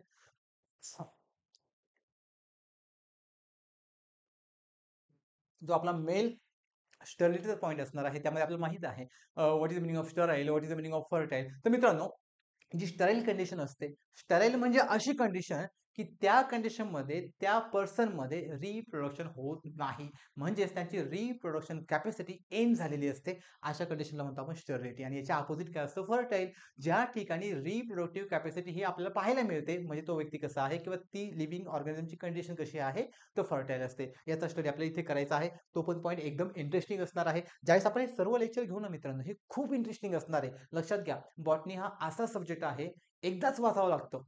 एकदा वाचला की परफेक्ट होऊन जातो. कारण सगळा खेळ हा डायग्रामचा आणि एक्झाम्पलचा आहे. डायग्राम लगेच डोक्यामध्ये बसतात. लक्षात घ्या, आपल्याला हे वाचताना बोर वाटतं, पण डायग्राम पाहताना बोर वाटत नाही. आपला ब्रेन खूप शार्प असतो. आपले हे डोळे त्याला कॅप्चर करतात आणि ब्रेनमध्ये नेऊन सेव्ह करतात. मग आपल्याला तेच सेव्ह केलेलं एक्झाममध्ये उतरवायचं असतं. एकदम सोपी कन्सेप्ट आहे. पुढे पहा काय पाहायचं आपल्याला. त्याचंच राहिलेलं थोडंसं पॉइंट पुढे आहे. Structure and synthesis of nucleic acid. So nucleic acid आताच मी तुम्हाला थोड्या वेळापूर्वी सांगितलं. न्यूक्लिक ॲसिड म्हणजे कोण मित्रांनो? आता आपल्याकडे असणारे डी आणि आर यांना आपण न्यूक्लिक ॲसिड म्हणतो. इथे आहे ना NA म्हणजेच न्यूक्लिक ॲसिड म्हणजेच deoxyribo nucleic acid and ribose nucleic acid. याचा स्टडी म्हणजे आपण न्यूक्लिक ॲसिड पाहणार आहोत. त्याचबरोबर प्रोटीनचा आपण स्टडी करणार आहोत. त्यानंतर काय पाहणार आपण? Genetic code. आता जेनेटिक कोड ही काय कन्सिडर असते लक्षात घ्या. आपल्या बॉडीमध्ये ज्यावेळेस आपण पाहतो, लक्षात घ्या मी पुन्हा सांगतो. आपल्या पूर्ण बॉटनीचा जो पेपर 2 आहे, त्याचा सोल किंवा त्याचा आत्मा म्हणजे काय आपला डी आणि आर आता आपण जे 3 पॉइंट पाहिले ना, ज्यावेळेस तुम्हाला डी आणि आर प्रॉपर येतो, हे 3 पॉइंट काहीच नाही. खूप सिंपल आहे, खूप सोपे आहेत. मात्र लक्षात घ्या, जेनेटिक कोड म्हणजे काय? तर आपल्या मध्ये ट्रिपलेट कोडॉन असतात आणि ते triplet codon genetic information carry करतात. आता कोड हा आपल्या ओळखीचा आहे. कोड म्हणजे काय रे मित्रांनो? जसं आपण मोबाईलला काहीतरी पासवर्ड ठेवतो, म्हणजे कोड ठेवतो. सेम कन्सेप्ट इथे आहे. आपल्याही बॉडीचा एक पासवर्ड असतो. तो पासवर्ड म्हणजे जेनेटिक इन्फॉर्मेशन. ती कोणत्या फॉर्ममध्ये असते? जेनेटिक कोडॉनच्या फॉर्ममध्ये असते किंवा ट्रिपलेट कोडॉनच्या फॉर्ममध्ये असते. मग ते जेनेटिक कोड कोणकोणते आहेत ते आपल्याला कशामध्ये पाहायचंय? आणि मध्ये भरपूर सोपं आहे. आणि आपण थोड्या वेळापूर्वी एक म्युटेशन बद्दल पाहिलं होतं मित्रांनो. म्युटेशन इथेच होतं. जे आपले जेनेटिक कोड आहे तेच कोड बदलले जातात आणि कोड बदलले म्हणजे माहिती बदलते, इन्फॉर्मेशन बदलते. इन्फॉर्मेशन बदलली की फंक्शन बदलतं. मग आपण त्याला काय म्हणत असतो? म्युटेशन म्हणत असतो. देन पुढे काय पाहायचंय पहा. त्यांचं आपल्याला रेग्युलेशन पाहायचं आहे. रेग्युलेशन ऑफ जीन एक्सप्रेशन सोपं आहे. आता एक्सप्रेशन मध्ये काय पाहणार आहे मित्रांनो? सोपं आहे, तुम्हाला थोडक्यात सांगतो मी पहा. समजा आपल्याकडे ए आहे, टी आहे, जी आहे. ज्यांचा डीएनएचा अभ्यास चांगला आहे त्यांना हे कळेल हे काय आहेत. हे मी आता दिलेले आहे ते नायट्रोजन बेस आहेत. सो यांना आपण न्यूक्लियोटाइड सुद्धा म्हणतो. A for adenine, T for thymine, G for guanine. आता लक्षात घ्या, हा जो इन्फॉर्मेशन आहे, या इन्फॉर्मेशनचं काहीतरी एक्सप्रेशन आहे. म्हणजे हे काहीतरी फंक्शन देतात. पण ज्यावेळेस यांच्यामध्ये काहीतरी चेंजेस होतो, अचानक इथे आपल्याला पाहायला मिळतं की ए-ए-जी. लक्षात घ्या, काय पाहायला म्हटलं? ए-ए-जी. इथे काय होतं? ए-टी-जी. इथे काय झालं? ए-ए-जी. म्हणजे इन्फॉर्मेशन काय झाली मित्रांनो? बदलली. यालाच आपण काय म्हणत असतो? म्युटेशन म्हणतो. लक्षात घ्या. यालाच आपण काय म्हणतो? म्युटेशन. मग याच्यावरून काय समजलं रे आपल्याला? यांचं एक्सप्रेशन वेगळं होतं. यांचं एक्सप्रेशन म्हणजे काय? Gene expression. आणि यांचंही एक्सप्रेशन वेगळं, यांचं पण म्हणजे काय? Gene expression. मग लक्षात घ्या, आपल्याला हाही पॉईंटमध्ये काय पाहायचं आहे? दोघांकडे असणारं एक्सप्रेशन पाहायचं आहे. त्यानंतर आपल्या पुढे काय पाहायचं पहा? जीन सायलेन्सिंग पाहायचं आहे. त्याचबरोबर काय पाहायचं आहे? मल्टीजीन फॅमिली. सोपे कन्सेप्ट आहेत. ह्या दोन्ही कन्सेप्ट एकदम छोटे असणार आहेत. देन पुढे काय पाहायचं पहा? Organic evolution. सो इव्हॉल्युशन काय असतं? The gradual changes occurring in living organism into the basis of molecular. लक्षात घ्या, ज्यावेळेस मॉलिक्युलर बेसिस इव्हॉल्युशन होत असतं, ते इव्हॉल्युशन काय आहे ते पाहायचं आहे. देन त्यामध्ये असणारे इव्हिडन्सेस, कोणत्या पुराव्यावरती. लक्षात घ्या, आपण म्हणतो की आपण पूर्वी माकड होतो, आता आपण ह्युमन झालो. हे आपण डायरेक्ट म्हणतो का? नाही. याच्या आपल्याकडे काय आहेत मित्रांनो? पुरावे आहेत, एव्हिडन्स आहे. त्या एव्हिडन्सच्या बेसिसवरती आपण काय म्हणतो, की आपण पूर्वी काहीतरी होतो, आता काहीतरी आहे. सेम आपल्यासारखेच बाकीच्या ॲनिमलमध्ये सुद्धा आपल्याला असे चेंजेस पाहायला मिळतात. त्यानंतर काय पाहायचंय पहा आपल्याला? The mechanism and theories. आता लक्षात घ्या, हा सोपे कन्सेप्ट आहे. काही मेकॅनिझम पाहायचे आहेत. त्या बेसिसवरती आपल्याला त्यांच्या थिअरी पाहायच्या आहेत. त्यानंतर पुढे काय आहे पहा? पुढे आपला थर्ड टॉपिक असणार आहे. आता आपले 2 टॉपिक संपले. थर्डमध्ये काय पाहणार आहोत? Plant breeding.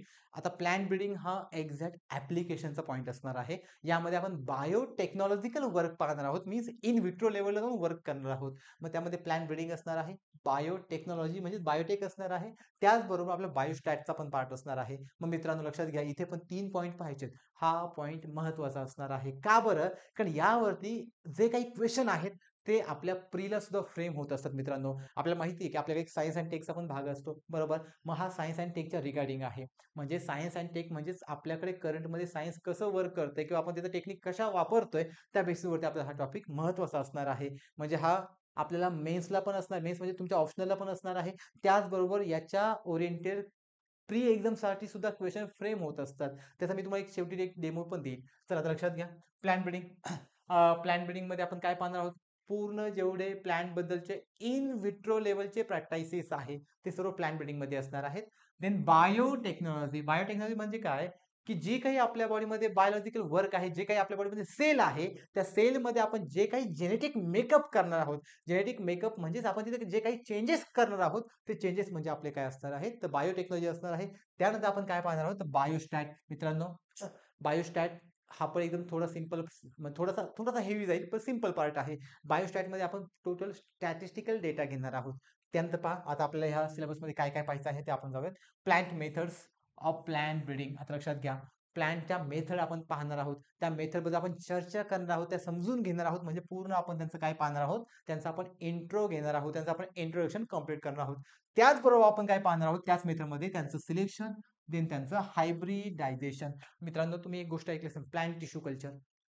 Plant tissue culture ऐकलं असेल किंवा सेल कल्चर ऐकलं असेल किंवा तुम्ही इम्ब्रियो कल्चर ऐकलं असेल. ज्यावेळेस आपण डिफरंट टाईपचे कल्चर करतो, such culture is called as plant breeding. त्यांना आपण काय म्हणतो? Plant breeding. मग प्लांट ब्रीडिंग करताना आपण कशाचं सिलेक्शन केलं? सिलेक्शन केल्यानंतर आपण त्याचं काय केलं? हायब्रिडायझेशन केलं. मग हे कसं करतात? त्याचं आपण पहिलं इंट्रोडक्शन करणार आहोत. त्याचबरोबर आपल्याकडे बॅक क्रॉस आहे. आता लक्षात घ्या, पेडिग्री आहे, बॅक क्रॉस आहे, देन मास सिलेक्शन आहे, देन बल्क मेथड आहे. मित्रांनो, बॅक क्रॉस असेल किंवा टेस्ट क्रॉस असेल किंवा मास सिलेक्शन असेल, बल्क मेथड असतील किंवा पेडिग्री असेल, ह्या सगळ्या मेथड कुणाच्या आहेत? तर प्लॅन ब्रीडिंगच्या आहेत. हे आपण त्यावेळेस घेणार आहोत. याच्यामध्ये पण काही टेबल्स आहेत, खूप महत्त्वाचे आहेत. आपण हे पूर्ण टेबल फॉर्ममध्ये शो ऑफ करणार आहोत, की बॅक क्रॉस कसा वर्क करतो, टेस्ट क्रॉस कसा वर्क करतो किंवा बल्क मेथड काय आहेत किंवा मास सिलेक्शन काय आहे, त्याचबरोबर पेडिग्री मेथड काय आहे. देन आपण का पुन्हा पॉईंट काय झाला? रिपीट झाला. कोणता पॉईंट? म्युटेशन. मी तुम्हाला सुरुवातीलाच म्हटलं होतं, काही सिलेबस हा ओव्हरलॅप होतो. झाला का ओव्हरलॅप सिलेबस? लक्षात घ्या मित्रांनो. यावर तुम्हाला एक गोष्ट आली असेल लक्षात. जर म्युटेशन आपण एकदा वाचला, लक्षात घ्या, जर आपण एकदा म्युटेशन वाचला, तर त्यानंतर बॉटनीमध्ये कितीही वेळा म्युटेशन येऊ, कन्सेप्ट बदलत नाही. त्यामुळे एकदाच कन्सेप्ट चांगली करून ठेवायची. एवढी चांगली करायची, की पुन्हा त्याला वाचण्याची गरज पडली नाही पाहिजे. देन पुढे पहा काय शिकायचं आपल्याला? पॉलिप्लॉइडी काय आहे? मग आपल्याला माहिती आहे आपल्याला इप्लॉइडी हॅप्लॉइडी ह्या कंडिशन असतात, त्यातला पॉलिप्लॉइडी आहे. देन मेल स्टेरिलिटी मित्रांनो, आत्ताच काही क्षणापूर्वी आपण एक पाहिलं होतं मेल स्टेरिलिटी. तिथे पाहिलं होतं आपण मेल स्टेरिलिटी आला का, म्हणजे आपला पॉईंट पुन्हा काय होतोय, रिपीट होतोय, ओव्हरलॅप होतोय. त्यानंतर काय शिकायचं बा आपल्याला, हेट्रोसिस ब्रीडिंग काय आहे ते शिकायचं आहे. त्यानंतर यूज ऑफ ॲपोमिक्सिस. आता ॲपोमिक्सिस कन्सेप्ट काय आहे, ही एक छोटीशी कन्सेप्ट आहे प्लांट ब्रीडिंग मध्ये, तीही आपण पाहणार आहोत. देन पुढे काय पाहायचं, डीएनए सिक्वेन्सिंग. मी तुम्हाला खूप वेळा लेक्चर चालू झाल्यापासून सांगितलं काय महत्वाचं आहे डीएनए, बरोबर. मग तो डीएनए सिक्वेन्स कसा करतो, तो डीएनए मॅपिंग काय आहे ते आपण इथे पाहणार आहोत. आता इथे जर आपण डीएनए मॅपिंग पेक्षा डीएनए सिक्वेन्सेस पाहणार आहोत, पण सिलेबस कसा आहे, दोघांचा ओव्हरलॅप आहे. Then genetic engineering. आता मित्रांनो सिंपल सांगतो, तुम्ही हे ऐकलं असेल, बाकी जीएम क्रॉप ऐकलं असेल, किंवा आपण हायब्रिडायझेशन करतो हे तुम्ही ऐकलं असेल, किंवा आपण प्लांट टिश्यू कल्चर करतो हे तुम्ही ऐकलं असेल. ज्या वेळेस आपण कोणत्या तरी प्लांट मधला एखादा डीएनए काढून घेतो, त्यामध्ये आपण मॉडिफिकेशन करतो किंवा काहीतरी जेनेटिक वर्क करतो किंवा इंजिनिअरिंग वर्क करतो on the basis of genetic. मग लक्षात घ्या, अशा सायन्सला आपण काय म्हणतो, जेनेटिक इंजिनिअरिंग. फॉर एक्झाम्पल तुम्ही बेटी कॉटन ऐकलं असेल, बरोबर. ऍक्च्युली बेटी कॉटन काय आहे, एक मॉडिफाईड प्लांट आहे, पण ते जेनेटिक मॉडिफिकेशन जे प्लांटमध्ये केलेलं आहे ते आपण कोणत्या मेथडने केलेलं आहे, जेनेटिक इंजिनिअरिंग. मग बेटी कॉटन असेल, गोल्डन राईस असेल, किंवा आपल्याकडे बीटी ब्रिंजल पण आहेत. हे आपण सगळं हे सगळं तुम्हाला फॅमिलियर आहे, हे सर्व आपण ऐकलेलं आहे. बट कसं करतात हे आपल्याला माहित नसतं. मग आपण ते कशामध्ये करणार आहोत, तर जेनेटिक इंजिनिअरिंग मध्ये करणार आहोत. त्याचबरोबर त्या जेनेटिक इंजिनिअरिंगचे आपण मेथड पाहणार आहोत, त्यांचं आपण ट्रान्सफर ऑफ जीन्स पाहणार आहोत. आता लक्षात घ्या, मी तुम्हाला एक्झाम्पल दिलं बेटी कॉटन. बेटी कॉटन मध्ये आपण काय केलं मित्रांनो, ट्रान्सफर ऑफ जीन केले. त्या ट्रान्सफर ऑफ जीनने आपण काय केलं, की जे आपल्याकडे डिझायरेबल कॅरेक्टर आहेत, की जे आपल्याला आवडतं की आपल्याला असंच प्लॅन तयार केलं पाहिजे, हे प्लॅन असंच असायला हवं, किंवा हे प्लॅन खूप रेजिस्टन्स क्रिएट करणारं हवं. मग ज्यावेळेस आपल्याला जे हवे जे कॅरेक्टर असतात त्यांना आपण डिझायरेबल कॅरेक्टर म्हणतो. आणि हे डिझायरेबल कॅरेक्टर बदलणं हे आपल्या हातात आहे with the help of genetic engineering. त्याच्या मेथड कोणत्या, ट्रान्सफर ऑफ जीन काय, याचा आपण इथे अभ्यास करणार आहोत. त्याचबरोबर आपण काय पाहणार आहोत, ट्रान्सजेनिक क्रॉप पाहणार आहोत. की आपल्याकडे कोणकोणते क्रॉप आहे की तिथे आपण ट्रान्सजीन म्हणजे त्यांची जेनेटिक इन्फॉर्मेशन आपण काय करतो, ट्रान्सफर करतो, ते आपण पाहणार आहोत. त्यानंतर आपण काय पाहणार, पहा बायोसेफ्टी. या सगळ्यासाठी आपण काय सेफ्टी घेतो मित्रांनो, सो दॅट इज बायोसेफ्टी. खूप महत्वाचं असणार आहे, लक्षात घ्या. जसं आपल्याला हे ऐकायला खूप छान वाटतं किंवा हे समजून घेताना खूप छान वाटतं, अरे आपण हे केलं, आपण एवढ्या प्रकारचं इव्हॉल्युशन केलं, आपण हे जेनेटिक मेकअप केलं, पण त्यानंतर तयार होणारे जे इश्यू असतील किंवा ते होऊ नयेत यासाठी आपण काही सेफ्टी घेतोय, तेही महत्वाचं आहे. लक्षात घ्या मित्रांनो, आपण एन्व्हायरमेंटचा एक भाग आहोत. आपल्यामुळे एक इकोसिस्टम चालते. आपल्यामुळे प्रत्येक सजीवाची एक इकोसिस्टम वेगळी आहे. त्या इकोसिस्टम मध्ये आपल्याला नंबर ऑफ फूड चेन पाहायला मिळतात. जर आपण काहीतरी वर्क चुकीचं केलं तर फूड चेन डिस्टर्ब होईल. फूड चेनमुळे इकोसिस्टम डिफरंट होईल. इकोसिस्टम चेंज होईल. इकोसिस्टममुळे एन्व्हायरमेंट चेंज होईल. आणि या सगळ्यांचा परिणाम प्रत्येकाच्या सजीव म्हणजे जेवढे काही लिव्हिंग ऑर्गॅनिझम आहे त्या प्रत्येकाच्या लाईफवरती होऊ शकतो. सो काय महत्वाचं आहे, बायोसेफ्टी. देन पुढे या. आता ऍक्च्युली मी बायोसेफ्टी तुम्हाला हे थोडक्यात सांगितलं. जर आपण डीप मध्ये गेलो, भरपूर छान कन्सेप्ट आहे, समजायला खूप सोपी आहे. त्यावेळेस आपण ते पाहणार आहोत. पुढे या. देन बायोसेफ्टी, देन त्याचे आपण ऍस्पेक्ट्स पाहणार आहोत. ते आपण डेव्हलपमेंट पाहणार आहोत. त्यांचा आपण यूज पाहणार आहोत, यूज ऑफ मॉलिक्युलर मार्कर्स. आता लक्षात घ्या, मार्कर मार्कर म्हणजे काय? ज्यावेळेस आपण डीएनएचा स्टडी करू, त्यावेळेस आपल्याला कळून जाईल की मार्करचा रोल काय असतो. मार्करला आपण इथे एक वर्ड यूज केला, मॉलिक्युलर मार्कर्स. लक्षात घ्या, जसे आपल्याकडे मॉलिक्युलर सीझर असते, फॉर एक्झाम्पल एन्झाईम. जसे आपण रेस्ट्रिक्शन एन्झाईम वापरतो फॉर कटिंग ऑफ डीएनए. म्हणजे ज्यावेळेस आपण जेनेटिक मटेरियल कटिंगला आपण डीएनए सॉरी एन्झाईम वापरतो, त्याला आपण मॉलिक्युलर काय म्हटलं होतं, सीझर. तसं इथे आपण काय म्हणणार, मॉलिक्युलर मार्कर्स. काही सच मार्कर्स असतात की जे मार्कर आपल्या ह्या प्रॅक्टिसेससाठी हेल्पफुल असतात. त्याचाही आपण स्टडी करणार आहोत इन प्लॅन. देन आपण काही टूल्स पाहणार आहोत. आता टूल्स म्हणजे काय, इंजिनिअरिंग वर्क आहे. लक्षात घ्या मित्रांनो, इंजिनिअरिंग वर्क जे इंजिनियर असतात, आपल्याकडे जे रिअल वाले इंजिनियर असतात, ते काय करतात, काहीतरी टूल काहीतरी साहित्य वापरतात. तसंच आपल्याला जेनेटिक इंजिनिअरिंगसाठी काय टूल्स लागतात त्याचा इथे आपला अभ्यास करायचा आहे. देन टेक्निक पाहायचे आहेत, देन प्रोब पाहायचे आहेत. ऍक्च्युली आपल्याला 2 प्रोब्स आहेत, डीएनए प्रोब, आरएनए प्रोब. त्यांचा आपल्याला इथे स्टडी करायचा आहे. त्याचबरोबर मित्रांनो सदन ब्लॉटिंग, लक्षात घ्या, Southern blotting, then DNA fingerprinting, then PCR आणि फिश म्हणजे FISH. या टेक्निक आपल्याला पाहायचं आहे. आता लक्षात घ्या, सदर्न ब्लॉटिंग आहे. त्याच प्रकारे आपल्याकडे western blotting and northern blotting असे 3 ब्लॉटिंगचे प्रॅक्टिसेस आहेत. त्याचाही आपण इथे स्टडी करणार आहोत. DNA finger printing very very interesting concept मित्रांनो. डीएनए फिंगर प्रिंटिंग भरपूर छान कन्सेप्ट आहे. याच्यावरती मी एक युट्यूबला लेक्चर पण घेतलेलं आहे, जे आता आपल्याकडे नुकताच विमान अपघात होऊन गेला होता अहमदाबादचा. त्याच्यावरती मी एक लेक्चर घेतलंय, डीएनए फिंगर प्रिंटिंगचा वापर तिथे कशा प्रकारे केला गेला. मग मित्रांनो ही पण कन्सेप्ट खूप छान आहेत. ज्यावेळेस आपण ते शिकू त्यावेळेस तुम्हाला ती अजून चांगली समजेल. देन पुढे काय पाहायचंय पहा आपल्याला, त्याच पॉईंटचा आपला पुढे पॉईंट कंटिन्यू करतोय. देन आपल्याकडे असणार आहे स्टँडर्ड डेव्हिएशन. आता ऍक्च्युली हा जो पार्ट असणार आहे हा आपल्या कशाचा असणार आहे, बायोस्टॅटच्या रिगार्डिंग असणार आहे. Standard deviation and coefficient of variation, जे काही आपल्याकडे कोइफिशियंट ऑफ व्हेरिएशन आहे त्याचा आपण इथे अभ्यास करणार आहोत. त्याचबरोबर आपण काय पाहणार आहोत, तर टेस्ट ऑफ सिग्निफिकन्स. ज्या काही आपल्या टेस्ट आहेत, कोणकोणत्या टेस्ट आहेत, झेड टेस्ट आहे, टी टेस्ट आहे, जे आपल्याकडे असणार चाय स्क्वेअर टेस्ट आहे. देन चाय किंवा त्याला काय तुम्ही कसं रीड करू शकता. देन आपण त्याची प्रोबॅबिलिटी पाहणार आहोत अँड डिस्ट्रीब्युशन पाहणार आहोत. आता लक्षात घ्या, डिस्ट्रीब्युशन आपण तीन लेवलवरून करणार आहोत. एक normal, then binomial and then आपल्याकडे असणार पॉइजन. आता लक्षात घ्या मित्रांनो, हा पूर्ण जो कन्सेप्टचा भाग होता हा आपल्या पॉईंट नंबर 3 बद्दलचा होता. आता आपण पुढे जाऊयात. एकदम सोपं असणार आहे. पॉईंट नंबर 4 मध्ये काय पाहणार आहे आपण, पहा फिजिओलॉजी अँड बायोकेमिस्ट्री. लक्षात घ्या, तुम्ही जर सिलेबस चांगला पाहिला असेल, तुमच्या एक लक्षात आले असेल, आपण सुरुवातीला एकदम सोपा कन्सेप्ट घेतली सेल बायोलॉजी. ती समजली ना तर पुढचा पॉईंट समजतो, पुढचा पॉईंट समजला की थर्ड पॉईंट समजतो, आणि थर्ड पॉईंट समजला की फोर्थ पॉईंट समजतो. त्यामुळे सिलेबस घेताना सुद्धा आपल्याला याच वेने जायचं आहे, जेणेकरून एक पॉईंट, दुसरा पॉईंट, तिसरा पॉईंट, त्यातला जो काही कॉमन सिलेबस आहे, जो काही ओव्हरलॅपिंग सिलेबस आहे, तो आपला काय होत जाणार आहे मित्रांनो, एकदम सिंपल होत जाणार आहे. आता लक्षात घ्या, इथे आपल्याला काय काय पाहायचं आहे, वॉटर रिलेशन. एकदम बेसिक, एकदम छान आणि एकदम सिंपल कन्सेप्ट आहे. वॉटरचं रिलेशन काय आहे ते आपल्याला इथे पाहायचं आहे. Then mineral nutrition. आता लक्षात घ्या, मी तुम्हाला सुरुवातीला म्हटलं होतं, काही सिलेबस हा ग्रॅज्युएशन लेवलचा असेल, इव्हन काही सिलेबस हा 12th बेसवरती सुद्धा असेल. फॉर एक्झाम्पल वॉटर रिलेशन, तुम्ही 12th बायोचं एनसीईआरटी या पॉईंटसाठी आहे मित्रांनो, सफिशियंट. आणि जर तुम्हाला जास्तीची इन्फॉर्मेशन याबद्दल लागली तर आपण ते लेक्चरमध्ये घेणारच आहोत. त्याचबरोबर आपल्याकडे क्लास नोट्स पण असणार आहे, ते पण आपल्याला यासाठी हेल्प करते. पण एवढ्या नॉलेजची गरज नाही या पॉईंटसाठी. आपल्याला जे 12th एनसीईआरटीचं बुक आहे सफिशियंट आहे. देन पुढे या, पुढे काय आहे पहा आपल्याकडे, आयन ट्रान्सपोर्टेशन किंवा ion transport. Then mineral deficiencies. आता आपल्याला माहित आहे nutrition is a common part of living organism. Every living organism need nutrition. प्रत्येक लिव्हिंग जनरेशनला किंवा लिव्हिंग ऑर्गॅनिझमला कुणाची गरज पडते, न्यूट्रिशनची.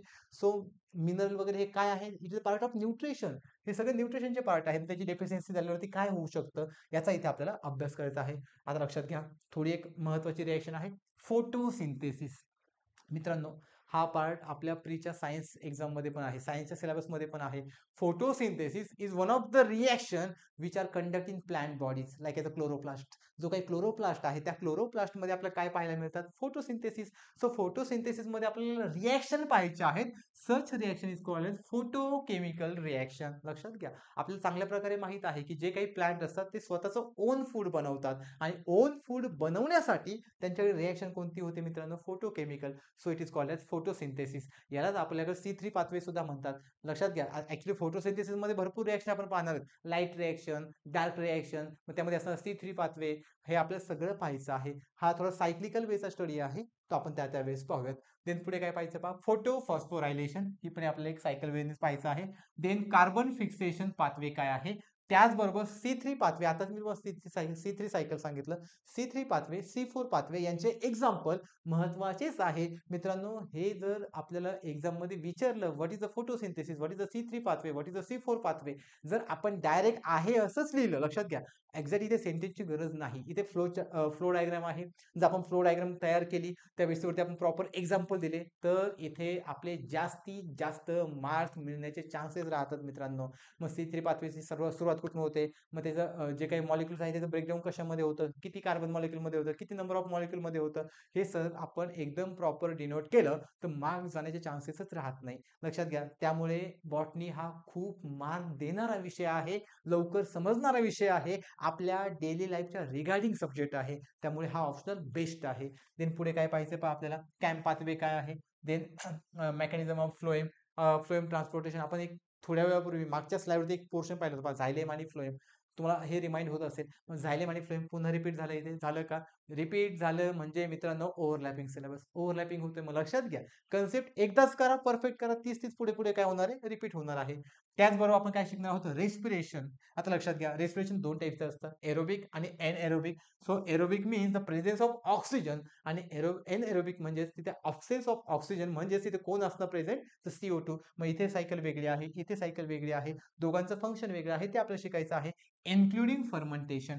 So what is the meaning of fermentation. Fermentation म्हणजे काय, की ज्यावेळेस एखाद्या बॅक्टेरिया, फॉर एक्झाम्पल एखादा बॅक्टेरिया आहे, ईस्ट आपण कन्सिडर करूयात. आता ईस्ट काय करतो मित्रांनो, ईस्ट हा फर्मेंटेशन करतो. कुणाचं फर्मेंटेशन, जे काही आपल्याकडे बेकरी प्रोडक्ट आहे त्यांचं कोण फर्मेंटेशन करतो, ईस्ट. किंवा आपल्याकडे एलबी लॅक्टोबॅसिलस म्हणतो आपण त्याला. एलबी बॅक्टेरिया आहे म्हणजे लॅक्टोबॅसिलस आहे. हा एलबी काय करतो, की जे काही आपल्याकडे मिल्क आहे, त्या मिल्कचं फर्मेंटेशन करतो. So fermentation is one of the mechanism which are conducted by anaerobic respiration. So fermentation काय आहे, एक मेकॅनिझम आहे, एक प्रोसेस आहे, ती कोणा थ्रू कंडक्ट होते, anaerobic, because fermentation required CO2. फर्मेंटेशनला काय लागतो, CO2, आणि आपल्या बॉडीमध्ये एरोबिक म्हणजे आपण O2 घेतो. सो आपल्याकडे फर्मेंटेशन हे अवेलेबल नसतं. आणि फर्मेंटेशन कसं ओळखतात, तर त्याची टेस्ट सोर होते. फॉर एक्झाम्पल आपण इडली खाल्ली असेल, आपण डोसा खाल्ला असेल, आपण काहीतरी खाल्लं असेल like south Indian food, so which are made by fermentation. याचा आपल्या इथे स्टडी करायचा आहे. आता मी हे तुम्हाला जे एक्झाम्पल दिलं, हे आपण सिलेबस घेताना आपण ज्यावेळेस ते पॉईंट घेणार आहोत त्यास असे आपण एक्झाम्पल घेणार नाहीत. आपण आपल्या सिलेबसच्या रिगार्डिंग घेणार आहोत. आता मी फक्त सिलेबस डिकोड करतोय म्हणजे तुम्हाला एक अंदाज यावं की आपल्याला शिकायचं काय, म्हणून ही कन्सेप्ट सांगितलेली आहे. आता पुढे पहा, इलेक्ट्रॉन ट्रान्सपोर्ट चेन. आता याला ETC पण म्हणतात. मग इलेक्ट्रॉन ट्रान्सपोर्ट चेन काय आहे, किंवा आपल्याकडे असणारे ऑक्सिडेटिव्ह फॉस्फोरायलेशन काय आहे, हे आपल्याला पाहायचं आहे. देन त्याच प्रकारे आपल्याकडे फोटो रेस्पिरेशन काय आहे ते आपल्याला पाहायचं आहे. देन आपल्याकडे असणारं केमिओ सॉरी केमिओसोमॅटिक काय आहे ते आपल्याला पाहायचं आहे. केमिओसोमॅटिक थेरी पाहायची आहे. देन एटीपी सिंथेसिस पाहायचं आहे. एटीपी सिंथेसिस मीन्स जो आपण मायटोकॉन्ड्रियाचा पॉईंट पाहिला होता, त्याचाच काही पार्ट इथे आपला ओव्हरलॅप झालेला दिसेल. देन आपल्याकडे असणारं लिपिड मेटाबॉलिझम काय आहे. So we know that metabolism is two part, catabolism and anabolism. मग कॅटाबॉलिझम म्हणजेच breakdown, anabolism means formation of new particle. So ह्या दोघांचं मिळून काय तयार होतं, मेटाबॉलिझम. पण हे मेटाबॉलिझम करायचं कोणाचं, तर लिपिडचं फॅटी पार्टिकल. लिपिड हे फॅटी पार्टिकल आहेत. सो आपल्याला हा पूर्ण स्टडी करायचा आहे. एकदम सोपं असणार आहे.